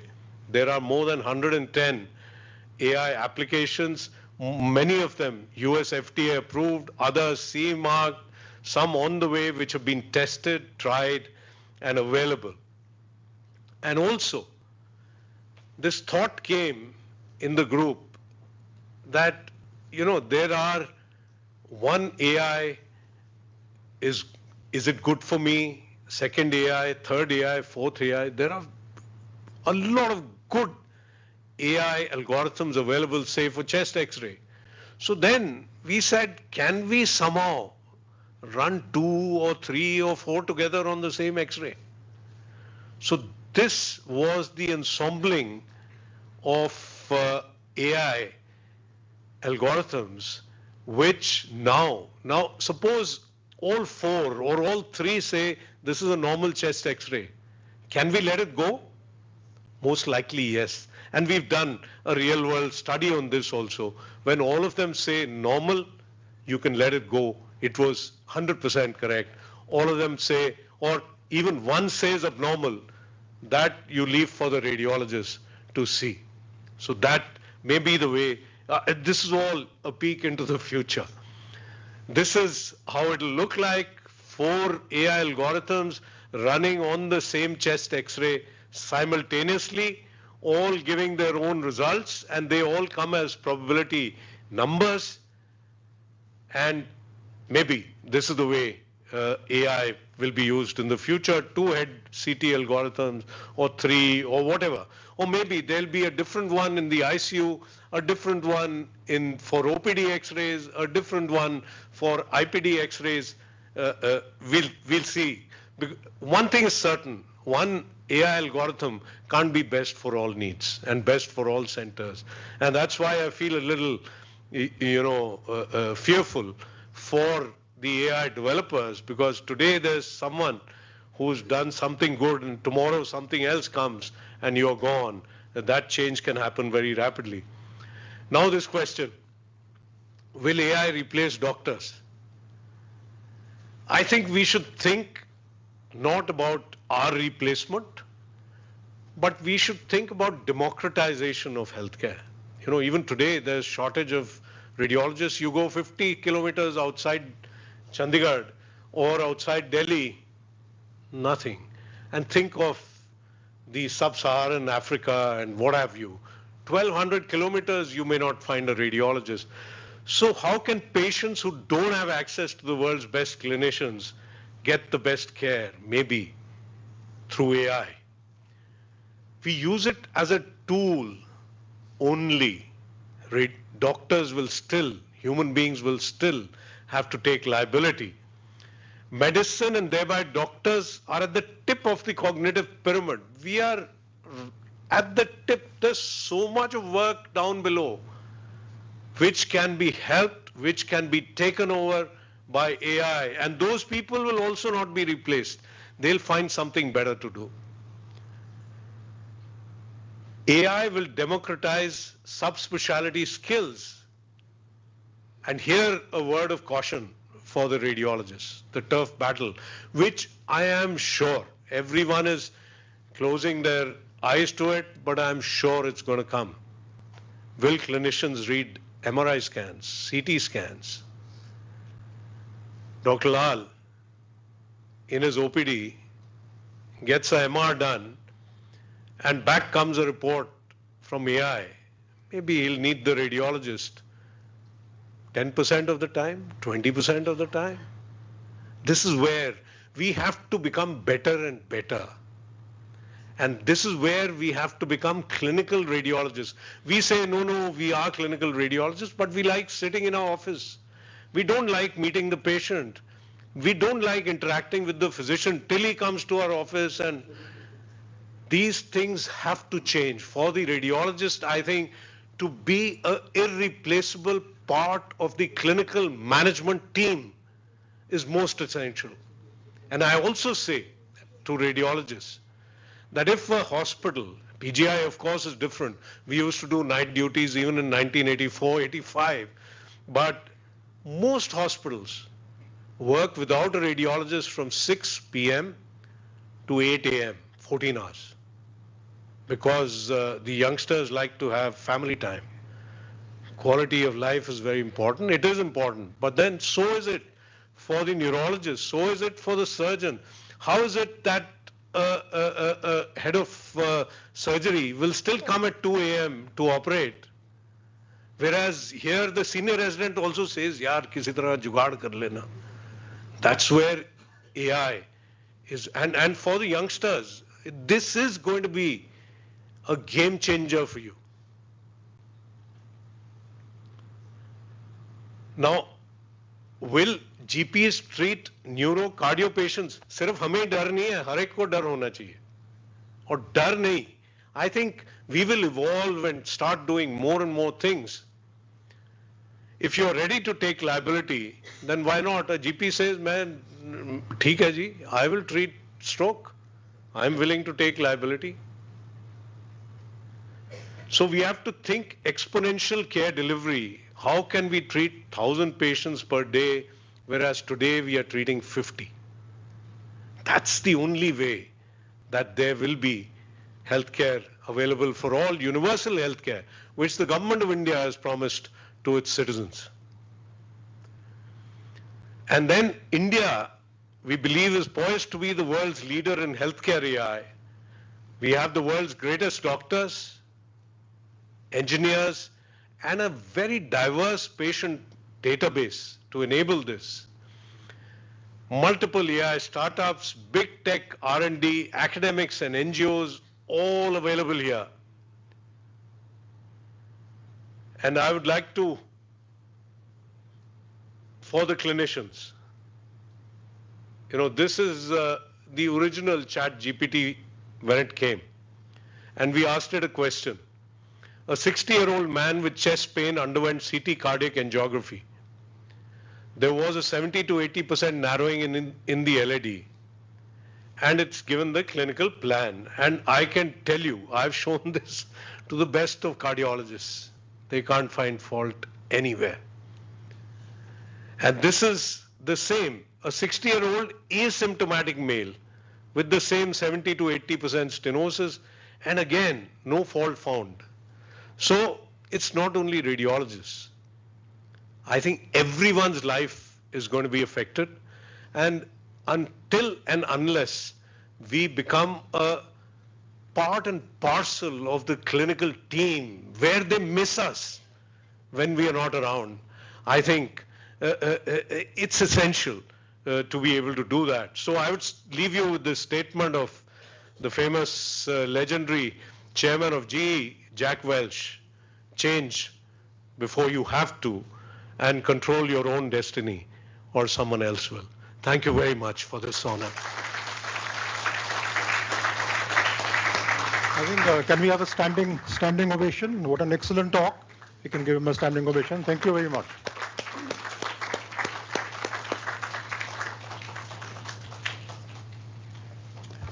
Thank you, sir. You have truly left the audience speechless and spellbound.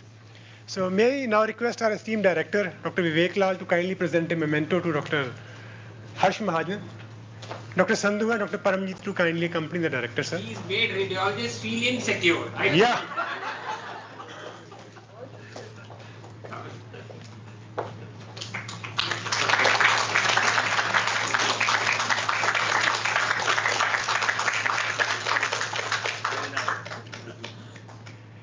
Tell you the story later on. May I now request Dr. Naresh Panda, Dean PGI, to kindly present a scroll of honor to Dr. Harsh Mahajan. Yeah. Sir.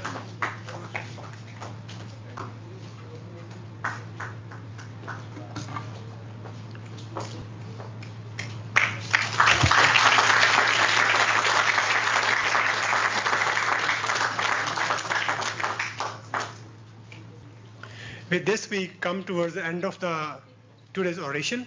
Before concluding, I would like to express our sincere gratitude and thanks to Padma Shri Dr. Harsh Mahajan for graciously accepting our invitation and traveling all the way from Delhi to deliver the oration. I would also like to express our thanks to Director Sir, Professor Vivek Lal, Dean Sir, Dr. Naresh Panda, and the family members of Professor Sodhi. Lastly, I would also like to express our thanks to our distinguished guests, my fellow faculty colleagues, and everybody present in the hall who have come here and joined us in this oration. Thank you so much, everybody. I request you all to kindly join us for high tea, which is laid down in the foyer downstairs.